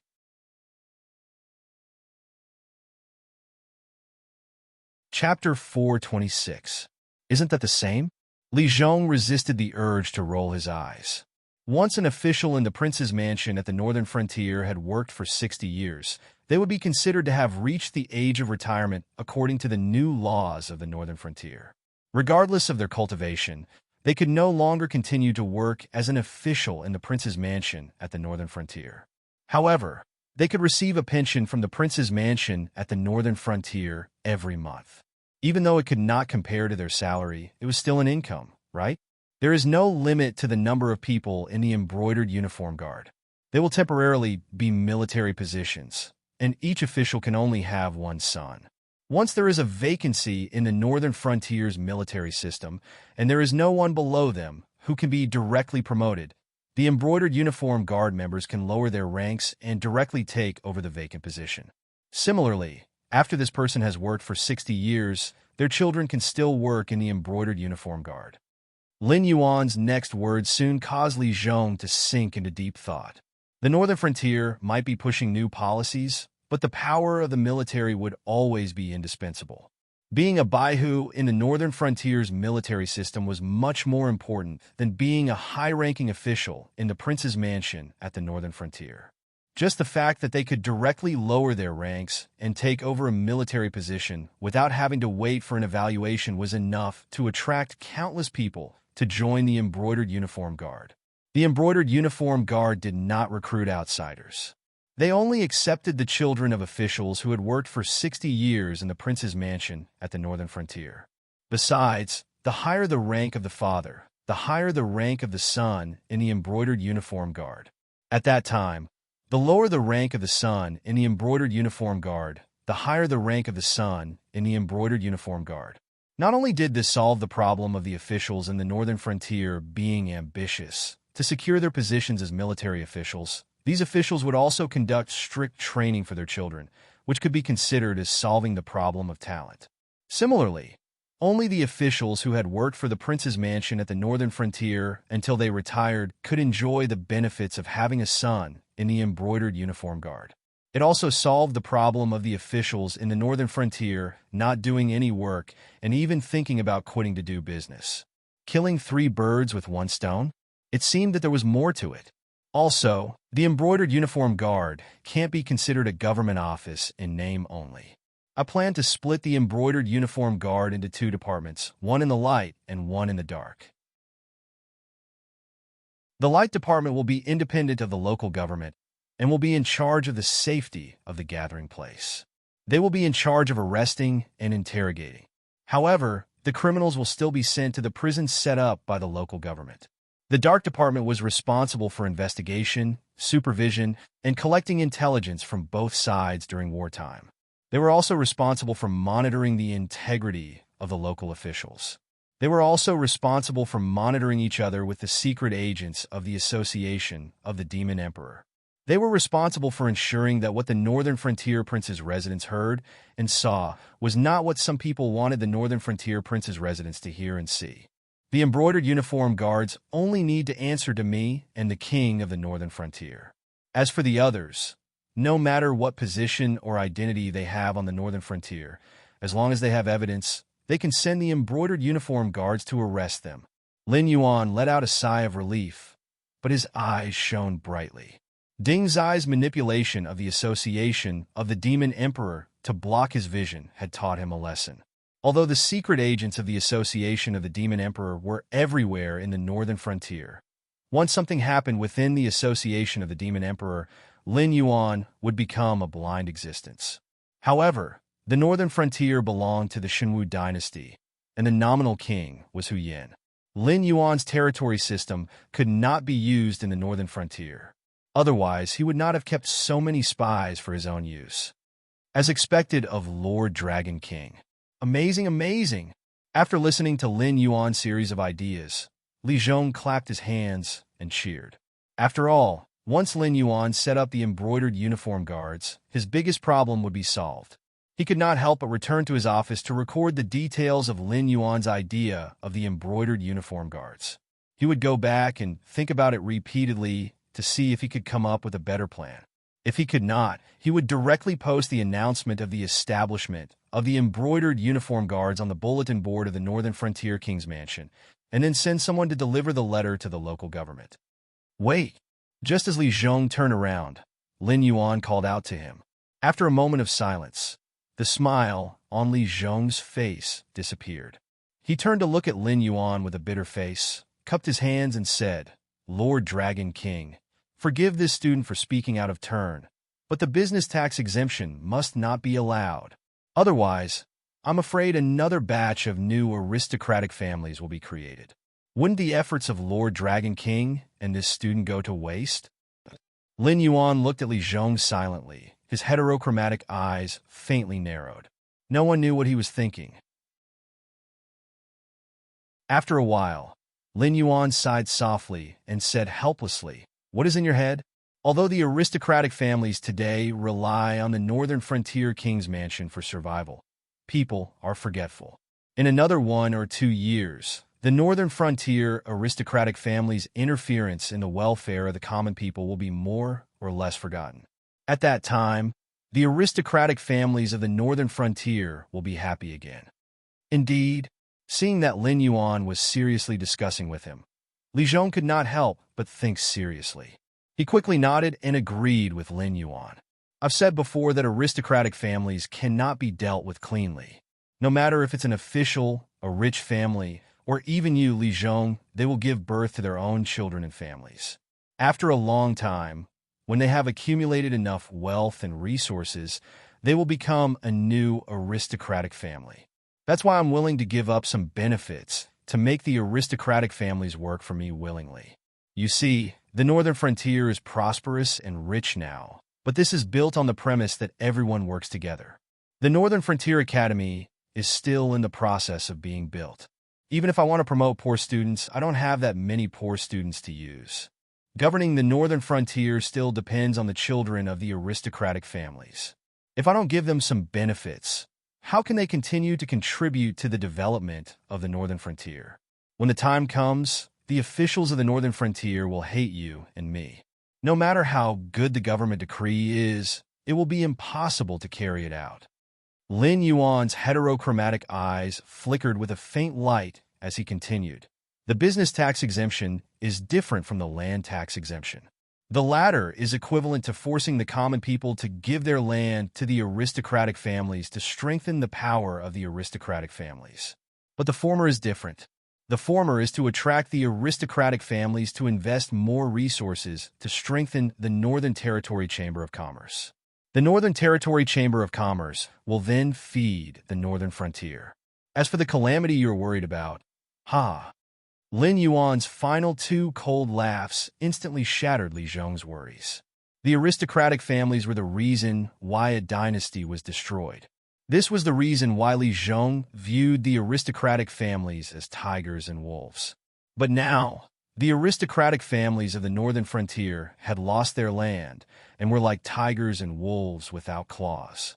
Even if they could survive in the Northern Territory Chamber of Commerce, it was equivalent to Lin Yuan slowly feeding them with meat porridge.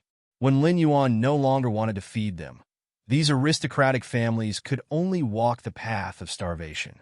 After all, when they had their own land and were armed, they couldn't even defeat Lin Yuan. What could they change in the future?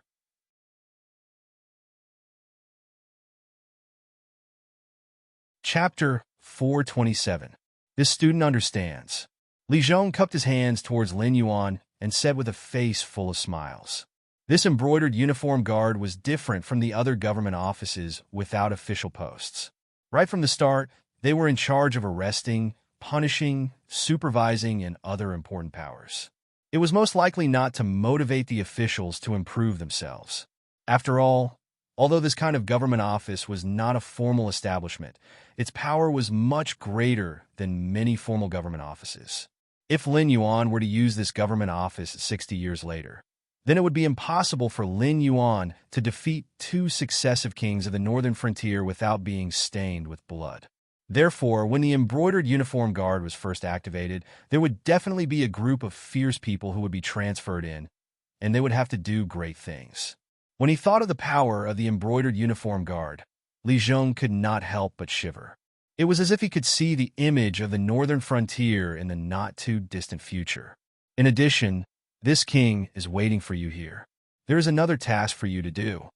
Lin Yuan's heterochromatic eyes did not have the slightest ripple, only quietly staring at Li Zhong. Li Zhong was silent for a moment. Then a faint bitter smile suddenly appeared on his face. He said, "Could it be that the Dragon King wants this student to take over the title of King of the Northern Frontier?" Although Li Zhong's face was a bitter smile, but this smile was clearly uglier than crying. First it was Lei Fan, then it was Hu Yin. The two kings of the Northern Frontier had fallen one after the other. At this stage, although the Northern Frontier Prince's Palace was still able to intimidate the various powers in the Northern Frontier, but it no longer had anything to do with the King of the Northern Frontier in name. The title of King of the Northern Frontier might not even be as useful as someone that Lin Yuan had casually nominated. Moreover, as the one closest to Lin Yuan's thoughts in the Northern Frontier Prince's Palace, Li Zhong naturally knew that everything that Lin Yuan had done was just to pave the way. The Northern Frontier that he wanted was not a family's world. When Lin Yuan allowed the Northern Frontier to develop freely, it was estimated that only the new laws of the Northern Frontier would have authority. Titles like officials, princes, nobles, and the like would be useless. At most, they would give their descendants the title of embroidered uniform guard. When that time came, whether there would be a vacancy for them would be a problem. Yes, Lin Yuan did not have the intention to beat around the bush with Li Zhong and nodded his head very calmly. The smile on Li Zhong's face became uglier and uglier, and his voice was almost choked with sobs. "Lord Dragon King, you can't play people like this." Your student, this donkey, can still pull a mill. What Lin Yuan wanted was the northern frontier ruled by law, and not the northern frontier ruled by a king. Just from the word king in the northern frontier, it was clear that from the day this title was issued by the Xinwu dynasty, the existence that inherited this title would not have a good ending. Especially now that the Xinwu dynasty situation was getting better by the day, when the chaos was quelled, the northern frontier would still have to bow their heads to the Xinwu dynasty. Thus, Lin Yuan's idea of attacking the royal power would become even more intense. After all, in the northern frontier, the words of the northern frontier king did not have much authority. Regardless of whether you were the ruler of a dynasty or an imperial envoy, the result was the same. Whether or not the northern frontier was willing to cooperate depended on whether or not Lin Yuan nodded his head. As for Lin Yuan's authority, Lin Yuan was not some northern frontier king. He was the Blackwater Dragon King, the legitimate god of the northern frontier conferred by the Xinwu dynasty. At the same time, he was the god of wealth who had absolute control over the Northern Territory Chamber of Commerce. No matter what identity he had, he was not related to a mortal. When the royal power did not fall behind, Lin Yuan would have a greater say in the northern frontier. After all, whoever did not listen would not be able to eat. This king has thought about it, and the only person who is qualified to be the last northern frontier king is you. However, Lin Yuan did not pay attention to Li Zhong's complaints. Instead, he looked at Li Zhong with a serious face, and his voice became much lower. This student does not want to be a northern frontier king in name only, and even more so, do not want to become a chess piece used by the Xinwu dynasty to check and balance the power of Dragon King Darren. Li Zhong waved his hand at Lin Yuan like a hoodlum and said in a low voice, "If Dragon King Darren wants this student to take over the northern frontier king, why not just give this student a quick death right now? Why let this student suffer that kind of humiliation?" Li Zhong traveled thousands of li to the northern frontier to seek refuge with Lin Yuan. He originally wanted to make a big career out of it. Naturally, it was impossible for him to muddle-headedly take over a noble title that looked very high and mighty, but in reality would become a stepping stone when his career had just started. He did not come all the way here to humiliate himself and ask for trouble, right?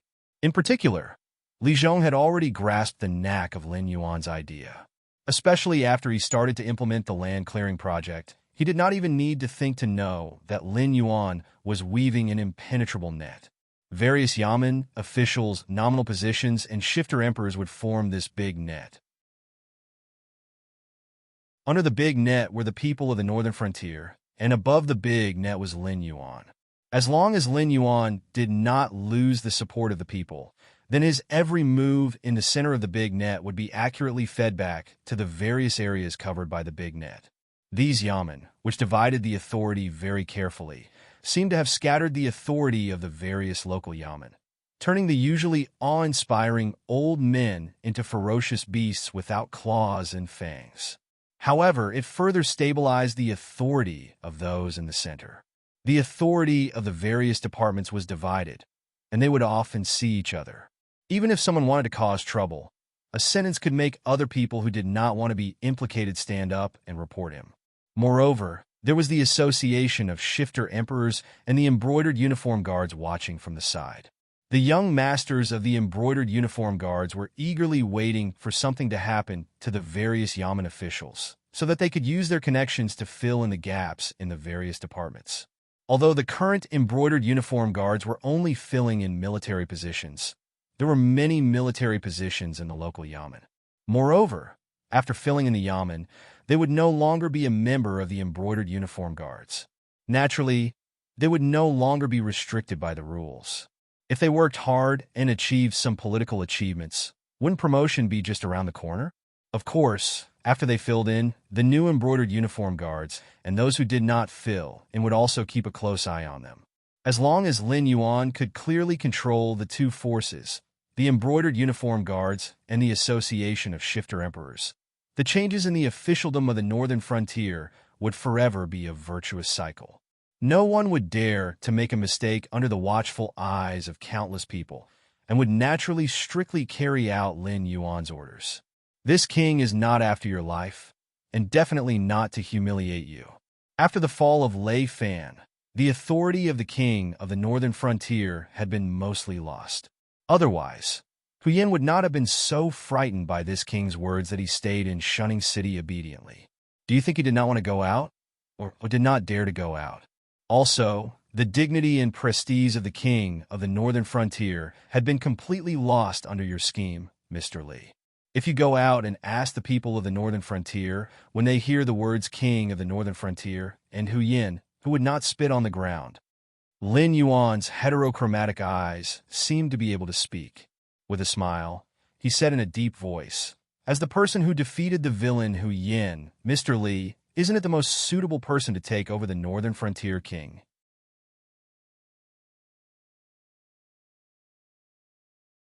Chapter 428. This, Li Zhong opened his mouth and wanted to refute Lin Yuan, but he did not know what to say. Because Huyen had colluded with the aristocratic families and wanted to stop the northern frontier prince's mansion from renting out large amounts of ownerless land to the commoners at a low price, he had already been nailed to the pillar of shame. Don't look at how Lin Yuan had placed Huyen under house arrest in the northern frontier prince's mansion. This was also to protect the northern frontier prince who did not know his own worth and thought that he could go against Lin Yuan by colluding with the aristocratic families. If Huyen was released now, without any guards by his side, he would probably be torn to shreds by the angry commoners of the northern frontier. If Lin Yuan did not lay his hands on Huyen, the northern frontier prince, Huyen could be considered to be crippled, and there would be no place for him in the northern frontier. Therefore, the replacement of the prince of the northern frontier prince could not be the same as the previous two times where Lin Yuan said it would be whoever he wanted. It was easier to explain to the Xinwu dynasty, since it was not the time to shed all pretense of cordiality. They were still counting on Lin Yuan to send troops to quell the rebellion.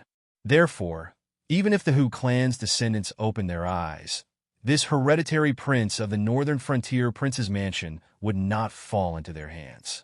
However, this time, Lin Yuan had to consider the opinions of the commoners of the northern frontier prince. If he did not care and purely supported a newcomer to the position in order to suppress the royal power, this action alone could cause many of the commoners of the northern frontier to flee. No matter what, the Tianwu continent was still a feudal society. Imperial power and royal power could suppress people to death. No matter how Lin Yuan attacked the royal power, it was useless. There would always be some people who would feel that the prince of the northern frontier was the true master of the northern frontier. If they could not see the good side of the prince of the northern frontier, they would very likely give up everything they had in the northern frontier and become refugees to other regions. The Hu clan's descendants were not good enough. They were not good enough. They were not good enough. They were not good enough. After thinking about it, other than Li Zhong, who was now regarded as a hero by the commoners of the northern frontier, Lin Yuan could not think of anyone else who was suitable to be the last prince of the northern frontier. This student is slow-witted. Dragon King, please enlighten me. Li Zhong bowed lightly to Lin Yuan, and the expression on his face finally looked better. Although he was convinced of Lin Yuan's abilities and plans, he was not a 3-year-old child. He was not willing to be the prince of the northern frontier just because Lin Yuan opened his mouth. This was equivalent to being given the title of Marquis. If Lin Yuan could not give him a good explanation, even if he had to risk offending Lin Yuan, he would still have to run away. Even if he could not run away and died, it was better than dying with infamy and humiliation. Huyen has already been crippled. Even if I wanted to give him a chance to repent, the commoners and aristocratic families of the northern frontier will not tolerate him. The Hu clan will no longer have a foothold in the northern frontier. Tell me, if the title of Prince of the Northern Frontier were to fall on Huyen or the descendants of the Hu clan, would the commoners be convinced? Although in my eyes, the complete disappearance of royal authority from the Northern Frontier is the most advantageous situation for me in the Northern Frontier, I cannot deny that the current Northern Frontier does indeed need a Prince of the Northern Frontier who can stabilize the people's hearts. In the eyes of the commoners of the Northern Frontier, you are a great hero who did not hesitate to offend the Prince of the Northern Frontier. At this juncture, the commoners are very against Huyen. If I casually choose someone to be the Prince of the Northern Frontier, it may not be able to stabilize the people's hearts. On the contrary, it may even incite a revolt. On the contrary, they would rather see a great hero like you ascend to the throne.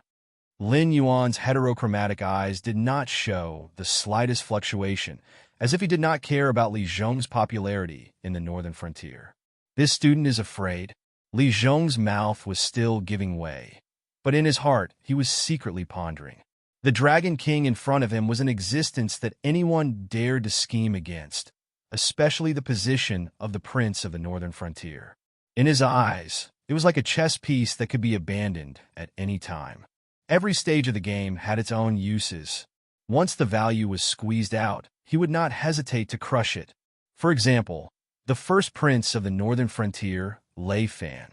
According to the original intention of the Xinwu dynasty, Hu Yin, as the local tyrant of the Northern Frontier, was the best candidate to be conferred the title of Prince of the Northern Frontier. After all, Hu Yin had accumulated so many years of wealth in the Northern Frontier. He also had the Shunning City Garrison Army, the strongest military force in the Northern Frontier. He was also a member of an aristocratic family. Once he had the support of the Xinwu dynasty, Hu Yin would be able to develop into one of the strongest forces in the Northern Frontier. However, Lin Yuan had obviously seen the drawbacks of Hu Yin becoming the prince of the Northern Frontier. He had directly rejected the imperial edict and had even requested for Hu Yin to be conferred the title of Prince of the Northern Frontier. To the Xinwu dynasty, although Lei Fan's foundation was still shallow, he had Shun Lin Jun's reserves in his hands and was not someone who could be easily manipulated. Moreover, his surname was Lei. Naturally, he would be able to obtain the support of the imperial clan court. In addition to the situation of the Xinwu dynasty at that time, even if Lei Qiuxing wanted to fall out with Lin Yuan, there would be countless people below him who would stop him. Thus, Lei Fan was able to replace Hu Yin as the prince of the Northern Frontier. During the period when Lei Fan was the prince of the Northern Frontier, he held military power in his hands and had a strong network of connections. He had even looked like he was going to rule the Northern Frontier together with Lin Yuan. However, after the Northern Frontier had stabilized, Lei Fan had gradually become a puppet. The most frightening thing was that although Lei Fan had realized this, he still did not know what kind of situation he was in. Hence, after he had dragged the sects and clans down with him, he had been dealt with by Lin Yuan without being able to put up any resistance. After Lei Fan, the one who had taken over the position was Hu Yin. At first glance, it seemed as though Lin Yuan had changed his tune, slapping himself in the face. But thinking about it carefully, the reason why Hu Yin had not taken over the position back then was all because of Lin Yuan's scheme. Lei Fan was a chess piece that Lin Yuan had used to stabilize the Northern Frontier. In the end, being able to drag the sects and clans down with him was already an unexpected surprise. However, with Hu Yan's status, Lin Yuan had probably intended for him to drag the aristocratic families down with him right from the start. Then, what did he have that was worthy of Lin Yuan's scheme? By taking over the position of the Prince of the Northern Frontier, you can allow the people of the Northern Frontier to settle down. At the same time, you should also be very clear that in my plan, royal authority does not have any meaning to exist. So, you should be able to see your own position clearly and understand that cooperating with me with all your might is the right way to go. If you were to be like them and have thoughts that you should not have, what kind of ending would you end up in? There is no need for me to remind you. Besides, now that the reputation of the Prince of the Northern Frontier in the Northern Frontier has already dropped to the lowest point, what need do I have to humiliate and suppress you? So, not only will I not suppress you, I will even give you more power, allowing you to become the real prince of the Northern Frontier in this period of time. And what you have to repay me is to use all your strength to implement the rule of law in the Northern Frontier. When necessary, you will even have to use your own body to test the law and show that the rule of law is greater than royal authority. Lin Yuan seemed as though he did not see the light that was constantly flashing in Li Zhong's eyes as he continued to speak.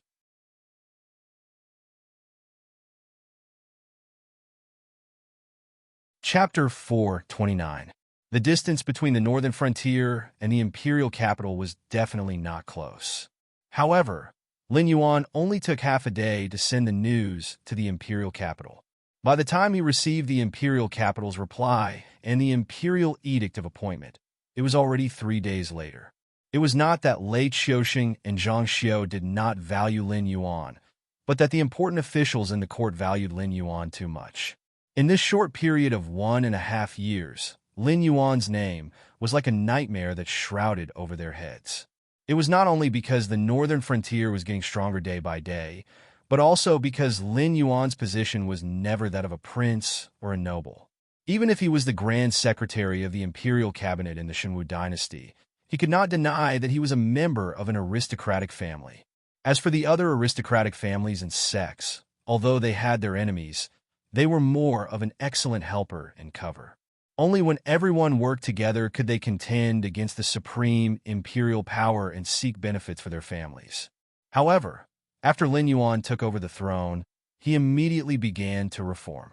First, he established the academy in the northern frontier, which was equivalent to destroying the situation where the aristocratic families and sects controlled knowledge and cultivation methods. This allowed the poor children to have the potential to advance. Then, he took over the land and rented it to farmers for farming at a low price and collected taxes. After all, the ownership of the land did not belong to the farmers. Even if they wanted to use the land, they could not do it. Moreover, Lin Yuan's officials and people were there. So why should they curry favor with the aristocratic families? Therefore, the important officials and nobles in the southern frontier were extremely afraid of Lin Yuan's name. If it was not for Lei Qiuxing forbidding them to do anything to the northern frontier, they would have already killed this disaster in the cradle. Lei Qiuxing wanted to use the northern frontier as a test to see the effects of Lin Yuan's new policies. This was already an open secret in the Shenwu dynasty. Although everyone seemed to be harmonious on the surface, countless eyes were secretly watching Lei Qiuxing's every move, afraid that he would imitate the Black Jiao. After all, what the Shifter Emperor could do, the embroidered uniform guards could do as well. Although those nominal offices were complicated and varied, they were not official organizations. According to the original salary of the Shenwu dynasty, even if the Shenwu dynasty's embroidered uniform guards were 10 times larger than their counterparts in the northern frontier, the Shenwu dynasty could easily support them. Therefore, Lei Qiuxing wanted to replicate the northern frontier's embroidered uniform guards. Of course, if he only followed the strict law enforcement of the northern frontier and the clear division of labor of each department, although many people would lose their source of income, it would not be a serious blow. To put it bluntly, with so many offices in the imperial dynasty, how many of them would be able to eat to their heart's content? The important officials of the Shenwu dynasty were not worried about anything else, but that Lei Qiuxing would imitate the Black Jiao and ask the officials and citizens to abolish their annual tax exemption. He would ask everyone to pay taxes according to the area of their farmland and their output. Even if he could not take back the land under the nobles' names, the imperial dynasty's annual income would increase by 2 to 3 times. Presently, the Shenwu dynasty was in chaos and had suffered countless casualties. Many lands had lost their owners, but it just so happened that the embroidered guard had received Zhang Xiu's orders a long time ago, so they kept a close watch on these lands and didn't give those clans and sects the chance to take over their lands at all. According to Lei Qiuxing's military background, he would not keep these ownerless lands for himself. Most of them were given to the soldiers who had made great contributions, and a small portion was given to the families of the fallen soldiers. However, Lin Yuan's actions in the northern frontier had given Lei Qiuxing a good start. He gave the land in his hands to the commoners to farm, and then gave them a certain tax exemption to attract the commoners to farm. At most, he would spend a bit more money to reward his subordinates, but the annual income from the autumn harvest would be much higher. It was better than giving the land to his subordinates in a one-time deal. At this time, all the officials were present in the throne room of the imperial capital. A red-faced old man wearing a crimson official's robe cupped his hands towards Lei Qiuxing and said in a clear voice, "Your Majesty, please think twice before acting on his request for the northern frontier king's position. It hasn't been long, But the Northern Frontier King's position has already changed 3 times. This is a hereditary title, not some cabbage that can be bought from the roadside. It's also not something that the Black Jiao can give to whomever he wants. Lei Qiuxing sat on the dragon throne, coldly sizing up the red-faced old man without saying a word. Seeing that Lei Qiuxing did not respond, the red-faced old man subconsciously frowned and said again, "Your Majesty." Logically speaking, if the emperor raised his own opinion, the officials would have to give an opinion regardless of whether they agreed or not. At this time, the emperor could keep his original opinion, or he could act according to the opinions of the officials. In any case, it was very rare for both sides to agree. After all, both sides had different standpoints. During times of peace, when the emperor's power benefited, the benefits of the aristocratic families would shrink and vice versa. For example, at this moment, even though he knew what Lin Yuan was scheming, Lei Qiuxing still didn't even frown in the face of the third request for the Northern Frontier King's position to be changed. However, the decree was blocked by the Cabinet Grand Secretary. As the Cabinet Grand Secretary, the red-faced old man believed that no matter if it was a major matter like the appointment of a king or the transfer of a king's position, a reasonable procedure had to be discussed. In the end, after discussing back and forth, the officials actually asked Lei Qiuxing to take back the order and refuse Lin Yuan's request to change the position of king of the northern frontier. It was clear that these officials who were worried that Lin Yuan's position would be threatened could no longer sit still. "Your Majesty," the red-faced old man raised his voice, but he still didn't dare to roar. He only growled. Whether Lei Qiuxing withdrew his decree or not, he should have given him a response at this time. If there was a major matter, the imperial capital would have to discuss it with the cabinet. However, in front of all the officials, Lei Qiuxing directly refused to answer his question. Wasn't this clearly using silence to embarrass him? "Beloved official Xia, don't you like to intercept memorials? Don't tell me that you know nothing about the current situation of the imperial capital." Lei Qiuxing suddenly bent down and looked down at the red-faced old man. He said coldly, "The Frost Mirror Empire and the Azure River Empire have close to 10 million troops stationed at the border of our imperial capital. They are eyeing us covetously and have attracted almost 80% of their military strength. At the same time, all the aristocratic families and sects in the east, west, and north have either directly rebelled or secretly funded the rebels. They all want to establish themselves in this chaotic world. If I destroy one today, another will appear tomorrow. Does beloved official Xia know about this?" The red-faced old man was stunned when he heard this. He lowered his head guiltily and didn't dare to continue looking at Lei Qiuxing.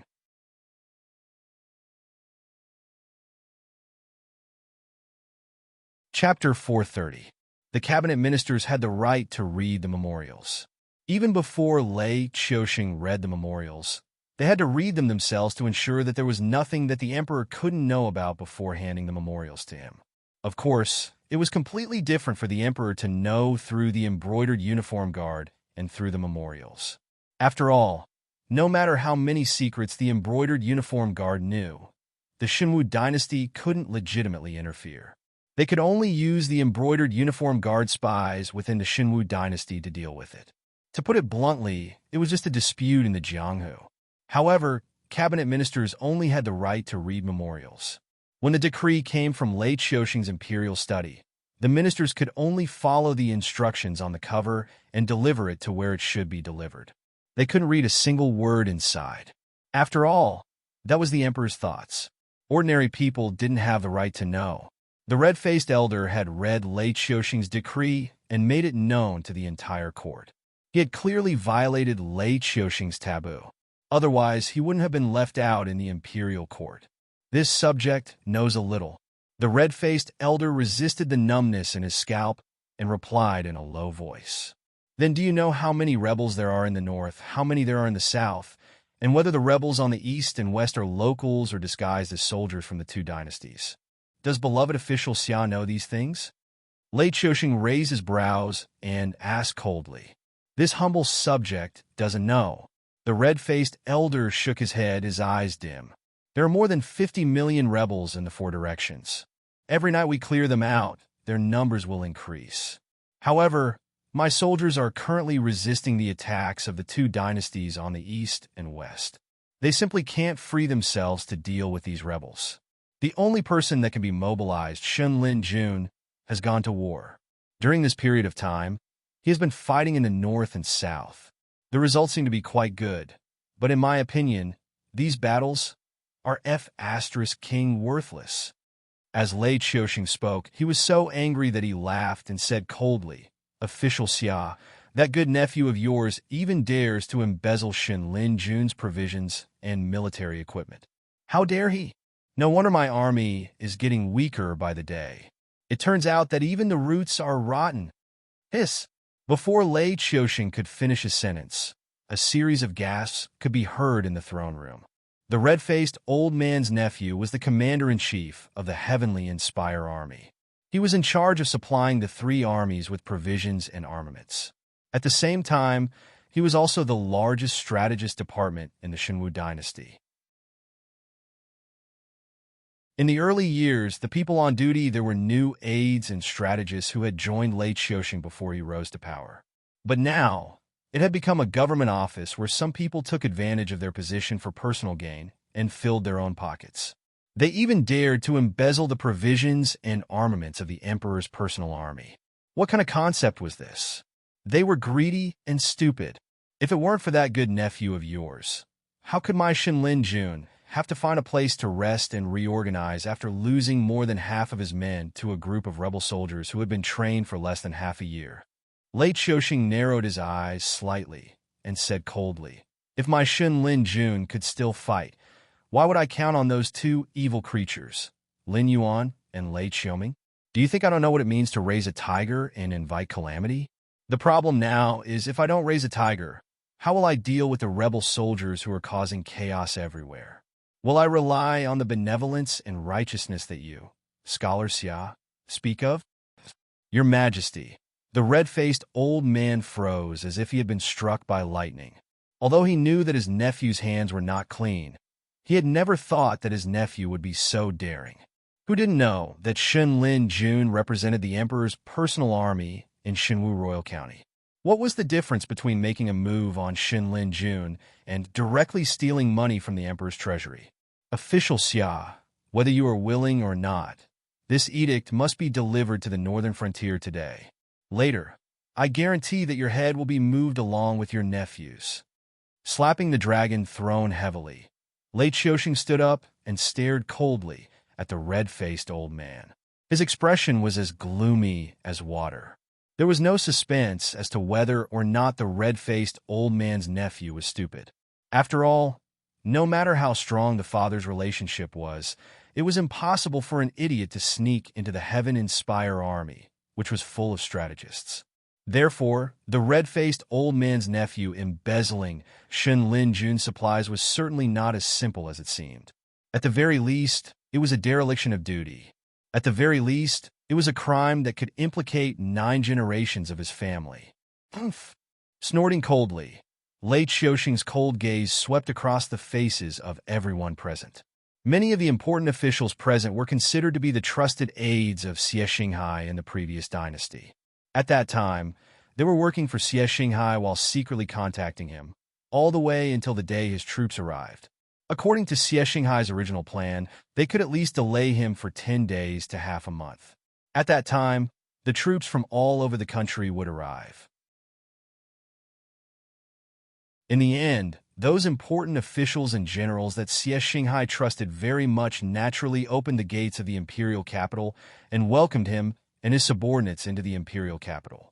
Now that Shenwu dynasty was in chaos, it was even more chaotic than Wanjian dynasty. If these important officials didn't have any thoughts in their hearts, the person sitting on the dragon throne right now would probably be Xie Xinghai. "Everyone, if there is anything else, please quickly report it. If there is nothing else, please dismiss the court." When Lei Qiuxing saw that everyone was silent like cicadas in winter, he directly sat back down on the dragon throne and looked disdainfully at all the officials below. Even if tens of years had passed, these people still wouldn't forget who was the most capable war god of Shenwu dynasty. As long as Lei Qiuxing sat in the imperial capital and didn't move, even if the entire Xinwu dynasty's army was wiped out, they wouldn't doubt that Lei Qiuxing had a trump card that could turn the situation around. After these tens of years of purging, the entire Xinwu dynasty's subjects were clear about one thing. Anyone who went against Lei Qiuxing was now buried under the earth. As the price for the important official's concession, Lei Qiuxing's investigation of his subordinates who were suspected of colluding with the enemy stopped abruptly at Scholar Xiao's nephew. An imperial edict appointing Li Zhong as the new king of the northern frontier was also quickly sent out of the imperial capital. This couldn't be said to be a complete concession. After all, although the heavenly Inspire Army's commander-in-chief wasn't a low rank and was a position that all generals had to curry favor with, to put it bluntly, he was just a high-ranking quartermaster. Even if Lei Qiuxing eliminated him, it wouldn't cause an uproar in the military headquarters, and it wouldn't implicate any important figures that even he found troublesome. However, once Lin Yuan and Lei Qiuxing reached an agreement with him and started to send troops to wipe out the rebels in the north and south, the situation would be completely stabilized. Also, the two dynasties that wanted to take a big bite of meat but didn't want to fight to the death would also pack up and retreat. After this period of time, I will settle accounts with all of you one by one. Lei Qiuxing silently lowered his head. The cold light in his eyes seemed to be somewhat penetrating.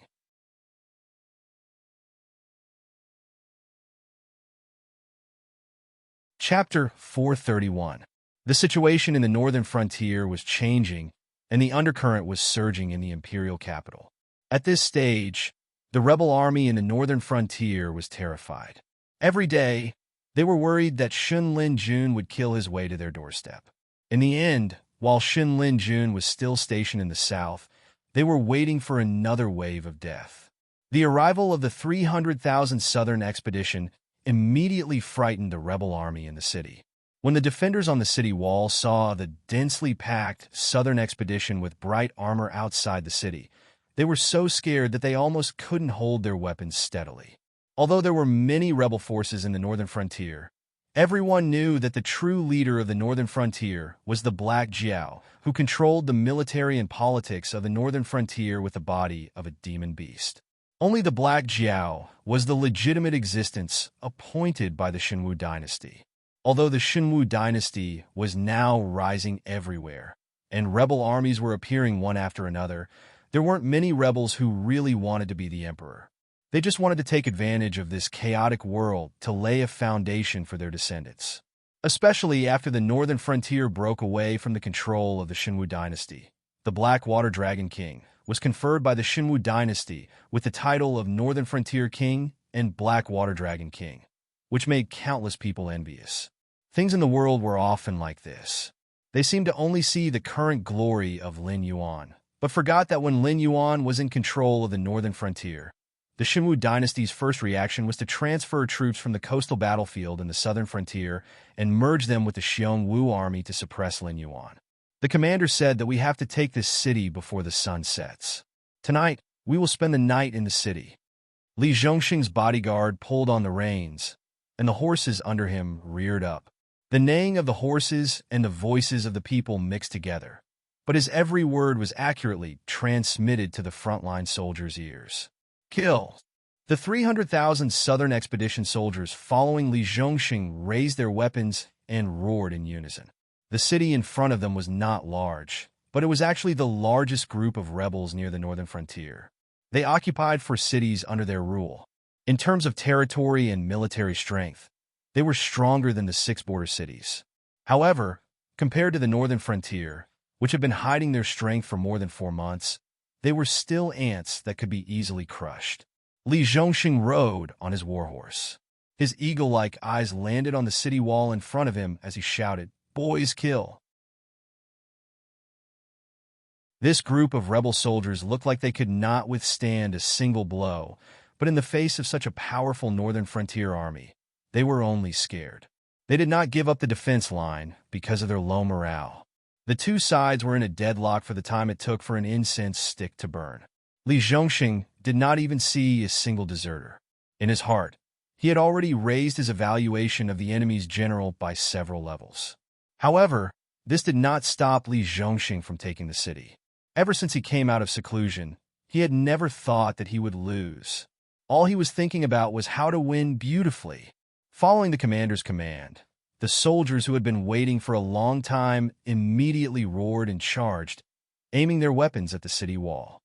Fight! Those who retreat, behead! Also, if you take the head of a northern frontier soldier, you can exchange it with me for 5 taels of silver. On the city wall, a bald man in his 30s with a mustache rubbed his head and carried a heavy machete on his shoulder. There was not even a trace of fear in his eyes. With the city wall as a buffer zone, the two armies clashed head-on. In an instant, swords flashed and arrows rained down like locusts. Siege weapons were placed on top of the city wall. Shiny blades were drawn from their sheaths. Boiling fighting spirit and loud shouts began to reverberate around the city. The southern expedition went down south from the checkpoint set up in Shunning City. As soon as they came out of the checkpoint, they divided into 4 groups and went straight to the few groups of rebels closest to the northern frontier. They almost took down 3 groups of rebels in the first day. Although the remaining group resisted tenaciously, everyone could see that they were like arrows at the end of their flight. If it was not because it was difficult to attack the city after dark, it was estimated that the next day would be the last struggle of this group of rebels. The strength of the Southern Expedition's fighting strength was obviously beyond many people's expectations. They were able to take down 4 groups of rebels in the first day. Moreover, this was because the Southern Expedition spent most of their time on the road. Even Lei Qiuxing's Xin Lin Jun did not dare to say that he could directly divide his troops to attack several groups of rebels at the same time and win. The news of the northern frontier sending troops to suppress the rebels quickly spread throughout the Xinwu dynasty. It could be said that some people were happy and some were sad. The happy ones were the orthodox group of the Xinwu dynasty headed by Lei Qiuxing. After all, they knew their own situation. When Xin Lin Jun left the imperial capital, he was still awe-inspiring. However, not to mention that he was unable to fight again, it was obviously impossible for him to sweep away the rebels like before.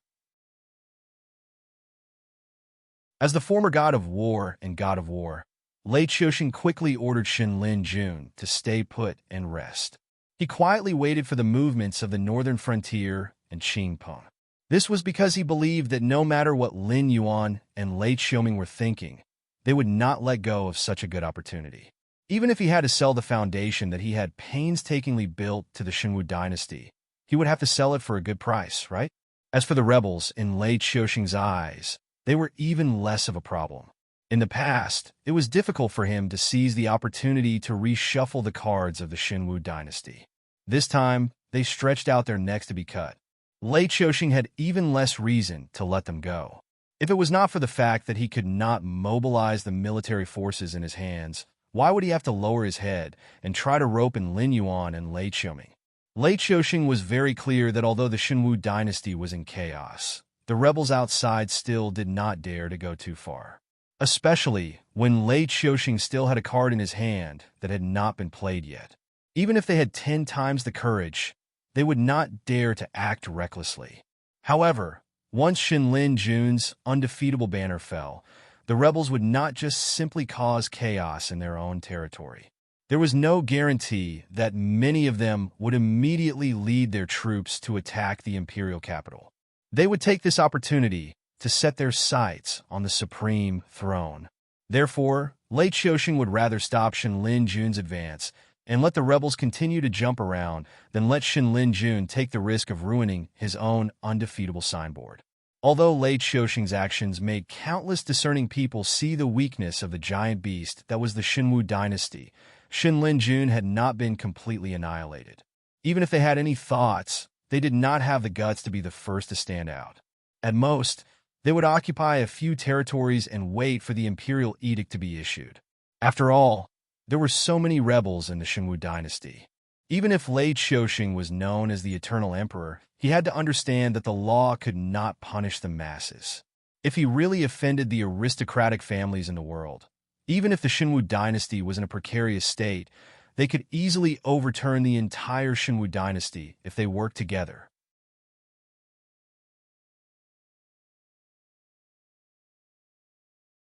Chapter 432. Of course, whether the country could be saved or not depended on Lei Qiuxing's methods. It also depended on whether Lei Qiuxing's sons and grandsons had the ability to suppress the heroes. Even if Lei Qiuxing's might was unparalleled and could suppress the world's aristocratic families, it was impossible for Lei Qiuxing to wipe out all the aristocratic families. When Lei Qiuxing died of old age, how long could his sons and grandsons last under the watchful eyes of the wolves? Don't forget, the Xinwu dynasty didn't get the country righteously. Even if the country was taken away, it was because the sons and grandsons didn't have the ability.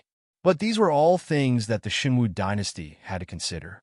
It had nothing to do with the southern expedition that was currently attacking the rebels on the northern frontier. Because of the problem of their birth, these wolf cubs raised in the northern frontier were usually brave and fierce. Now that there was no invasion of demon beasts, they were usually bored to death in the northern frontier. Now that they were pulled out to quell the rebellion, they were all trying their best to wrestle with the rebels in the south. But in the end, they were greatly disappointed. They even felt that it was better to practice martial arts in their own camps. The backbone of the rebel army formed by the aristocratic families and sects were either disciples or family soldiers. Usually, there was no difference between them. In terms of cultivation, they were even higher than the southern expedition. But as the old saying goes, in the face of a real war, the individual strength below the Kongming realm could influence a part of the battlefield, but it couldn't change the direction of the whole war. Even for the Heaven Dipper realm cultivators, the aura energy in their bodies and the spiritual energy of heaven and earth seemed to be circulating endlessly, but there was a limit to the endurance of the body. Once this limit was exceeded, even if the enemy didn't attack, the body would collapse on its own. Therefore, on the battlefield, what was relied on was the ability of the commander-in-chief and the tacit understanding and obedience of the frontline soldiers. After the first day of the war, there was no lack of rebel generals dying in battle, and the entire battlefront directly collapsed. If such a defeat fell into the eyes of fierce generals like Li Zhongxing and Zhang Qilin, it was simply an unforgivable sin. Any troops that directly retreated because of the death of their generals, even if they weren't immediately punished by military law, would have to peel off a layer of skin when they returned to the camp. As for becoming a deserter and becoming a bandit, that was even more impossible. Currently, rebel armies were running rampant everywhere in the dynasty. The small and medium-sized mountain bandits, roving bandits, and Xiaoma had either become rebel warlords under the support of various aristocratic families or been annexed or annihilated by various rebel armies. Even if Li Zhongxing did not find trouble with them, they would not be able to find a place to stand in the current Xinwu dynasty. On the other hand, the southern expedition, who had undergone strict military training, even if the general in charge of the grassroots command died in battle, as long as there was no sound of beating the gong, it would not hinder their tide-like offensive. The general died in the position of lieutenant, and the lieutenant died in the position of Qianhu. Compared to the collapse of the rebel army's front line after the death of their general, the southern expedition hoped that their immediate superior would die in battle. After all, when the superior died, it was time for the subordinates to replace him. After a battle, it was not rare for a soldier to be directly promoted to a deputy general. Of course, this was a bonus that only happened during the war. If it was during peacetime, it would not matter if the superior died, but the subordinates who could replace him would depend on the individual's ability and the results of their daily training. Especially when they heard about the establishment of the genie guards before they set off, they were even more enthusiastic about taking advantage of this war to rise up the ranks. After all, if they could not be promoted now, there would be plenty of people to fight for their jobs in the future. However, under the incentive of this promotion model, it did not mean that a general could sit at the rear and watch the generals and soldiers below rush forward dauntlessly. Li Zhongxing had set up a supervision team early in the morning. Other than the generals and military advisors, no matter what military rank they had, once the military order was given, they had to lead the people to rush forward. The person with the highest position had to be at the front. If the person behind did not stop, they had to continue to rush forward. When you arrived, the person behind you would take over your position and continue to rush forward. The rebel armies that fought against the southern expedition had only one feeling after a day of fighting. This group of wolf cubs from the northern frontier were really king, unafraid of death. At night, General, all the battle reports have been sent here. The guard placed the 3 parchments on Li Wenzhong's desk. He then cupped his hands and stood to one side to wait upon Li Wenzhong. The rebel armies that they fought along the way were not newbies. Although the local aristocratic families raised the army, the composition of the officers in the army was different from those aristocratic families who stuffed their juniors into the army for gilding. They were all veterans from various armies. Their obedience to orders and training requirements in all aspects were also close to that of the regular army. They could be considered as one of the stronger rebel armies in the northern frontier. But even so, the soldiers trained by the retired officers and the soldiers trained by Shenlin Jun's reserve officers were still 2 different things. In addition, this city was close to Shunning City, so it was not threatened by the demon beasts. There were no troops from other dynasties nearby, so the city's defensibility was almost 0. It was only a little better than the current situation of the northern frontier without a city wall. After all, the 6 border cities were the first line of defense, and Shunning City was the second line of defense. If Shunning City was breached, then the demon beasts would be able to drive straight to the Wei River. Only then would they be blocked by the 3rd line of defense of the Shenwu dynasty with the help of the Wei River. Once Shunning City was breached, it would be equivalent to a land of death. It was originally used as a place to live, so there was no need to spend a lot of money to build city defense fortifications. Of course, even if it was built, there was no possibility of it being used. After all, in the past few decades, the demon beasts in the Hengduan Mountains had only suppressed the original Zhongshan City. They had not even crossed Zhongshan City, let alone breaching Shunning City. It was not until the appearance of Lin Yuan that the situation of the demon beasts struggling at death's door in the Hengduan Mountains was broken. The first round of assault organized by Li Zhongxing did not take down the city wall, because the wall, which was 30 to 40 feet high and completely made of stone, could not withstand the first round of assault at all. It was directly broken into pieces. After that, it was the bloody close combat. Although the combat strength of this rebel army was not weak, compared with the southern expedition that Li Zhongxing had almost trained as an imperial army, they were not even a little bit better.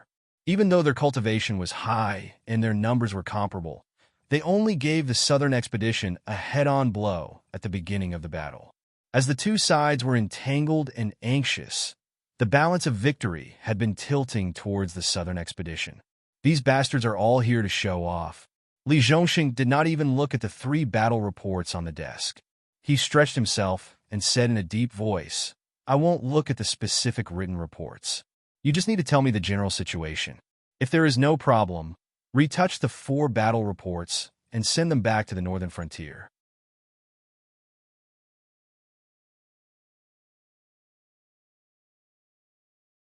Chapter 433. The bodyguard nodded slightly and said in a deep voice, "Those bastards aren't just showing off. Apart from us, the other 3 armies have more or less suffered losses. In total, they have lost 20% of their men and wasted countless siege weapons. Those bastards who came to deliver the letter even asked me to intercede on their behalf, asking the marshal not to punish them. The victory at the beginning was indeed commendable, but it could also be divided into great victories and tragic victories. Lin Yuan asked Li Zhong to conquer the entire north instead of eliminating the rebels near the northern frontier. If he failed at the beginning, even if Lin Yuan didn't punish him, Zhang Qilin wouldn't laugh at him, and Li Zhongxing would be too ashamed to show his face in the future. Therefore, it was necessary to save men. Otherwise, if he couldn't conquer the north, he would have no place to replenish his men if he lost the southern expedition. The Northern Battlefront Army on the northern frontier and the new army under the banner of the Fallen Star Army were all waiting to be fed. Wasn't it obvious that Lin Yuan sent him out at this time?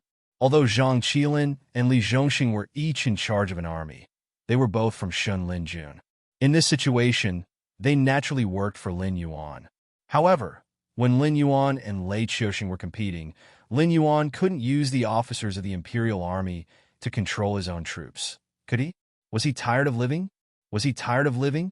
After thinking for a while, Li Zhongxing shook his head with a chuckle and said, "These bastards are usually arrogant. Now that they are out for training, of course, they don't want to lose. In addition, it is their first time on the battlefield. They are eager to make contributions, so it is understandable that they choose radical tactics. Besides, if they only count the losses, do they have the courage to send me the battle report? Don't play any tricks." "Ha!" The personal guard let out a few hollow laughs. He didn't feel embarrassed at all because his prank was exposed. He continued, "Marshal, it's true that we have lost 20% of our 1,300,000 brothers. But if we add up the surrendered soldiers that we have taken in, our total number hasn't decreased, but has increased instead. In fact, we are approaching the 2 million mark. How could there be no deaths in a war? However, a truly capable general could always increase the number of troops under his command as the war progressed. Now, not only had they won the first battle, the number of troops under their command had increased by 2/3. This was naturally a joyous occasion. In the end, as soon as the soldier finished reporting the good news, he realized that Li Zhongxing's expression had instantly turned gloomy. The smile on his face had also instantly stiffened. He did not know what he had said wrong to make this living king of hell unhappy.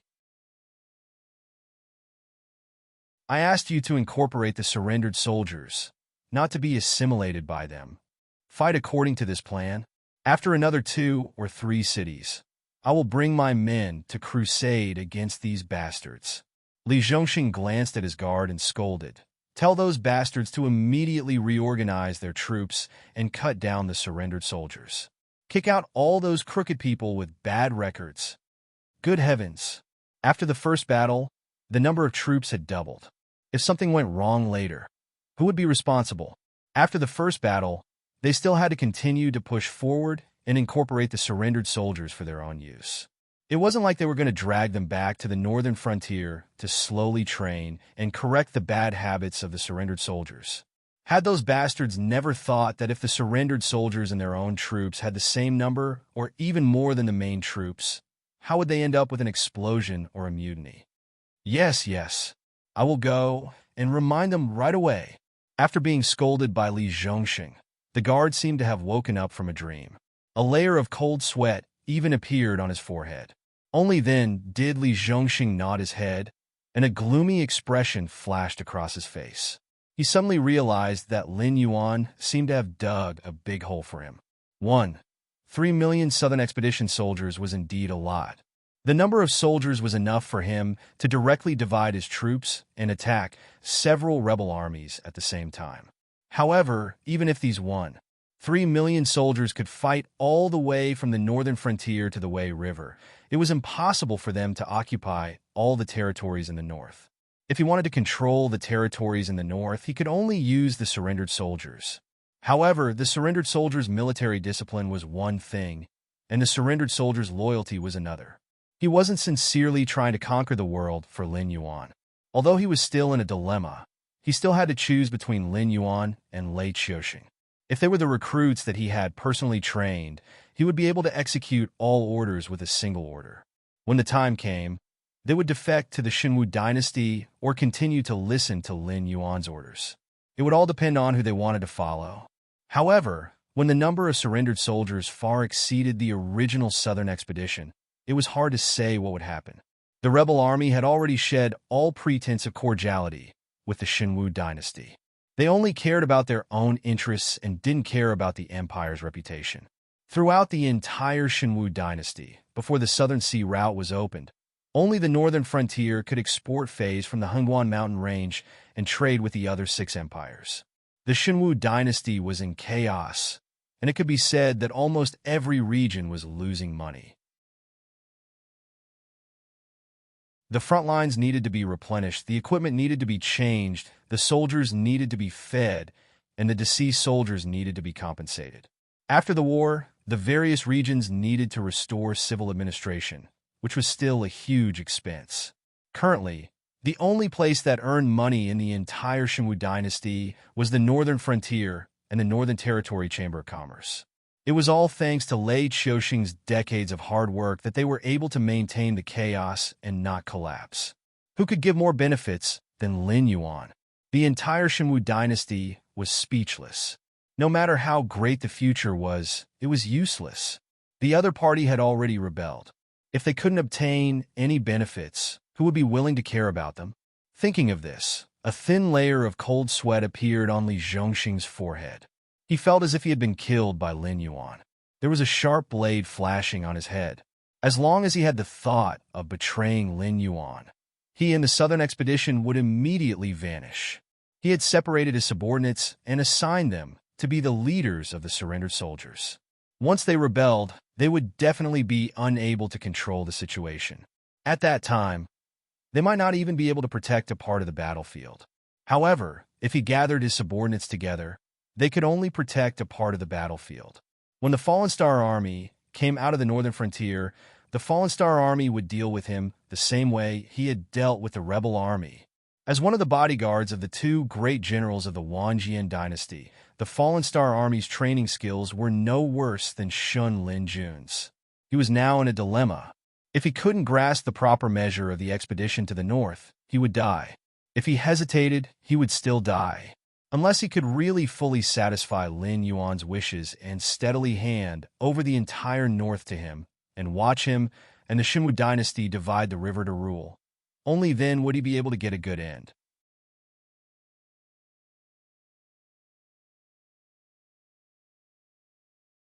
Chapter 434. The northern frontier had sent troops to suppress rebels, and this year's taxes had already begun to be delivered to the imperial capital. The Black Jiao, who controlled the northern frontier, could shake hands with the divine martial emperor and make peace. It could be said that this was a happy ending for everyone. Of course, not everyone was happy.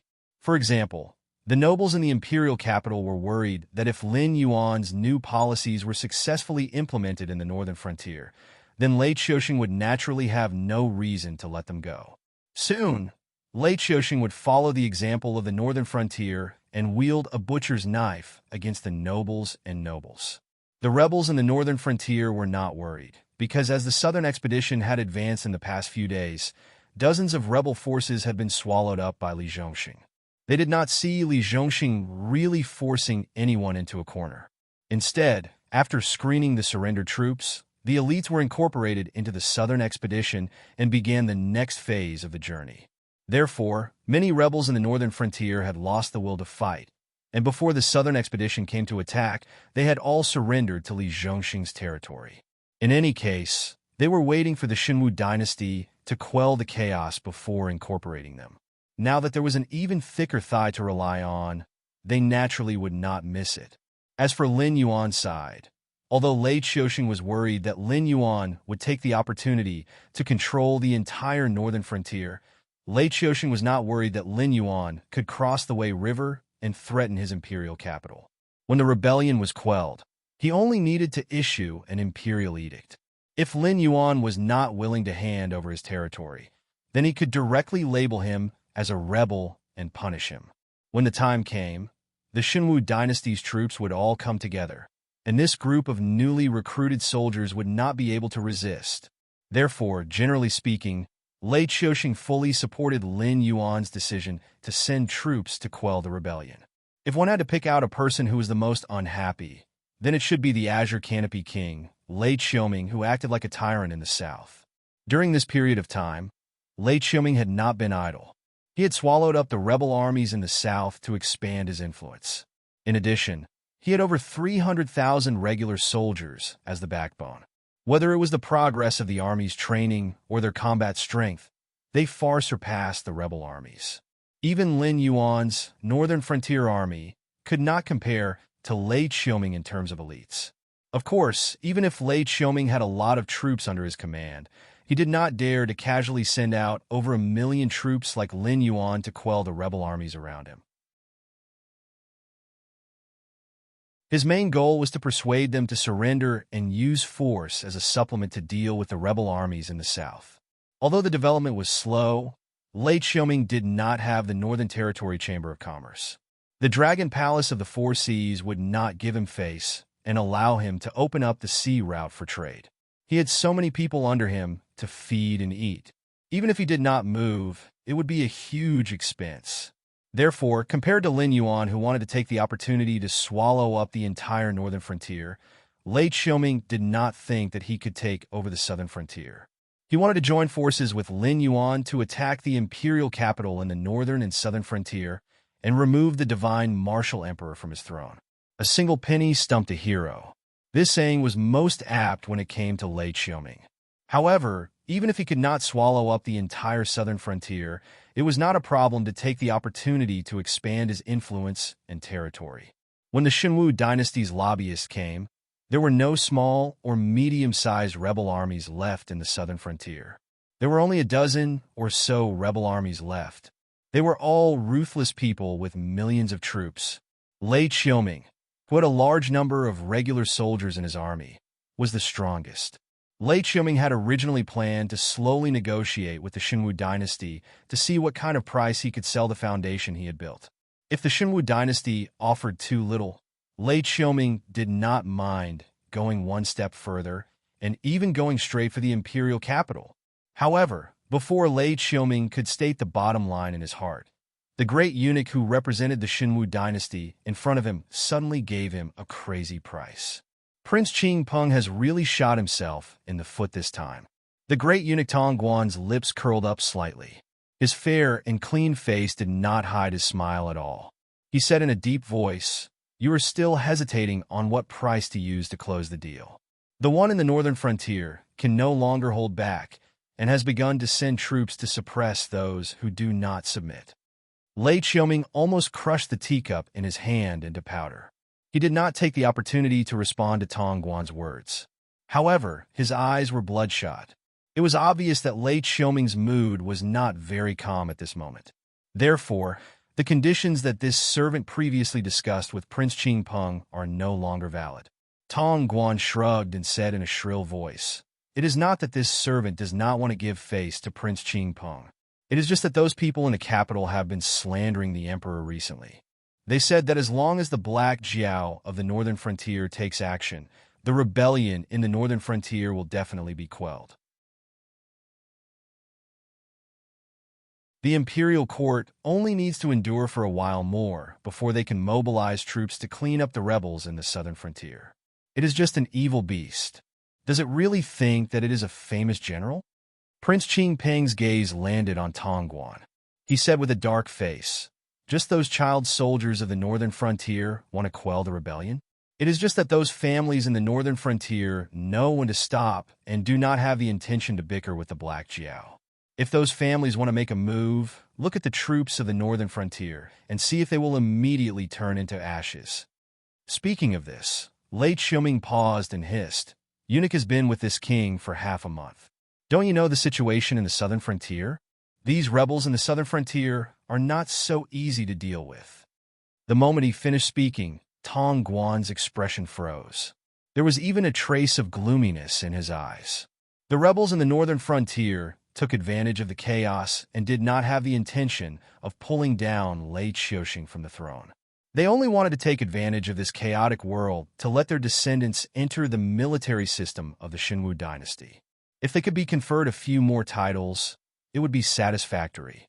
Naturally, when Lin Yuan's troops arrived, all the rebels surrendered at the sight of the wind. No one was a fool. Of course, they were not willing to use their children's lives to obtain a chance to get close to the throne. Without that foundation, even if they sat on the throne, would they be able to sit steadily? However, the southern frontier was different. The rebels in the southern frontier had their own ideas. The southern frontier of the Xinwu dynasty was coastal.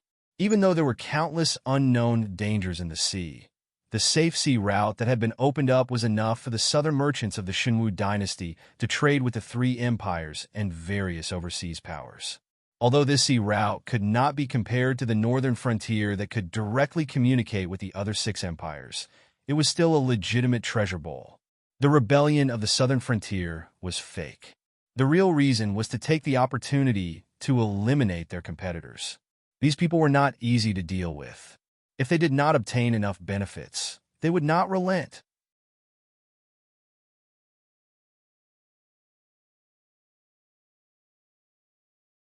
Chapter 435. Azure Cape King. Aren't you exaggerating a bit? Tong Guan narrowed his eyes, took a deep breath, and said, although the southern aristocratic families are more troublesome than the northern ones, they don't have the guts to go against His Majesty. If Azure Cape King thinks that you can use the southern rebel army to advance your position in the imperial court, or even to raise bandits in Azure Cape, then you are gravely mistaken.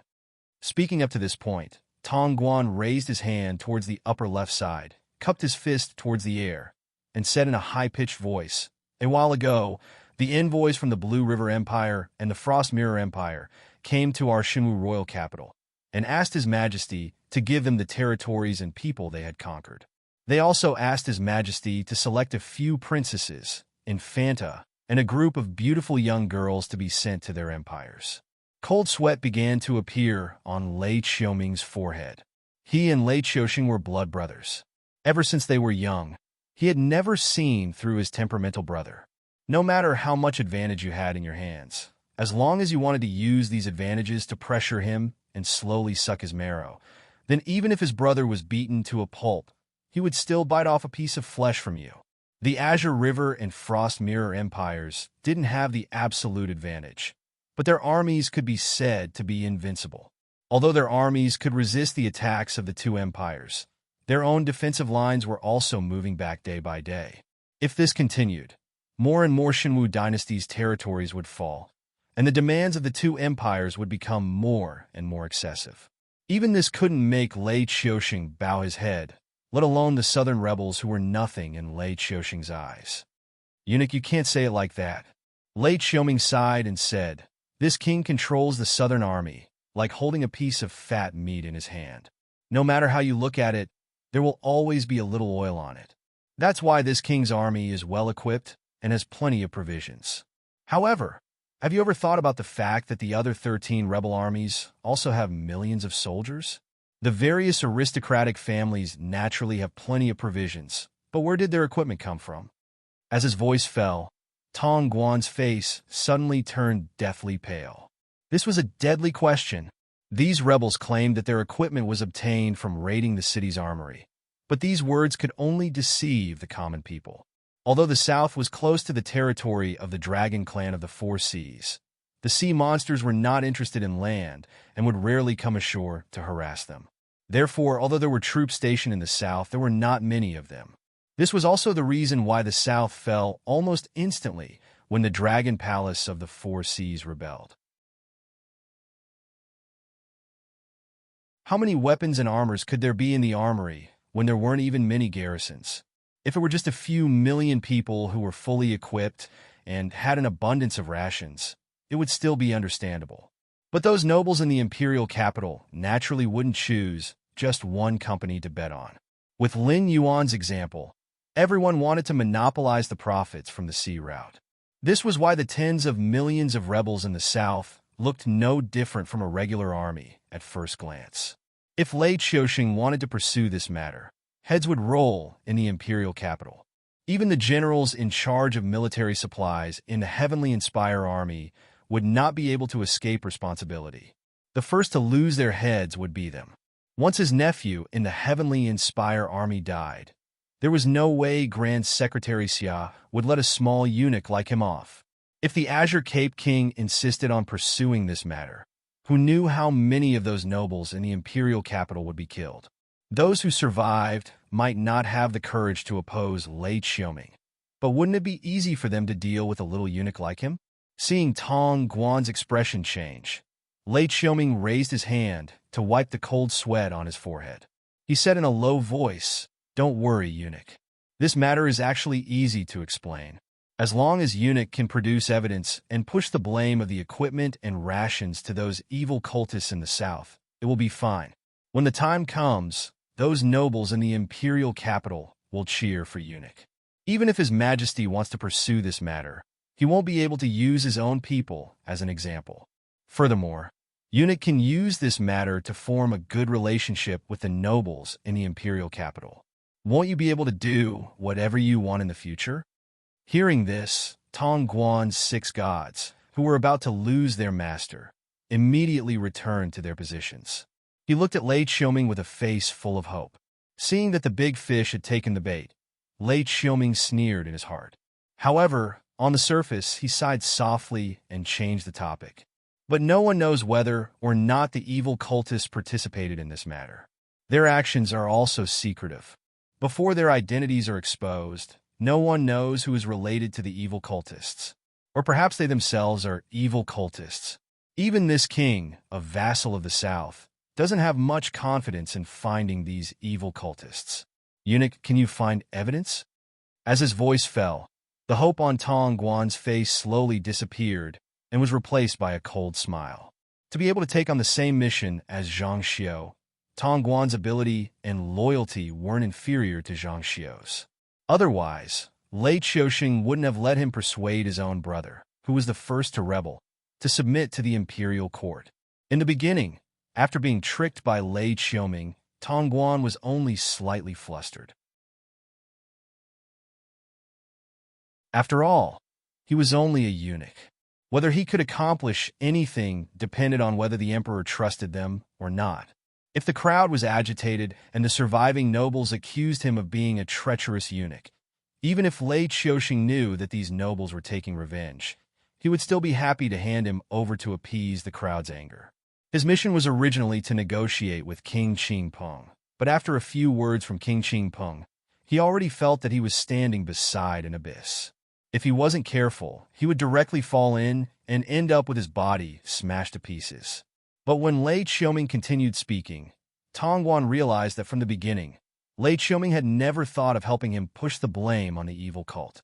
This matter was just a matter of responsibility. It was also a territory that Lei Qiuxing held in his hands to fight for benefits for himself. With him, the King Qingpeng, who controlled the southern military and politics, not to mention that the evil cult wouldn't be honest. Even if they really didn't participate in this matter, he could still think of a way to pin the blame on the evil cult.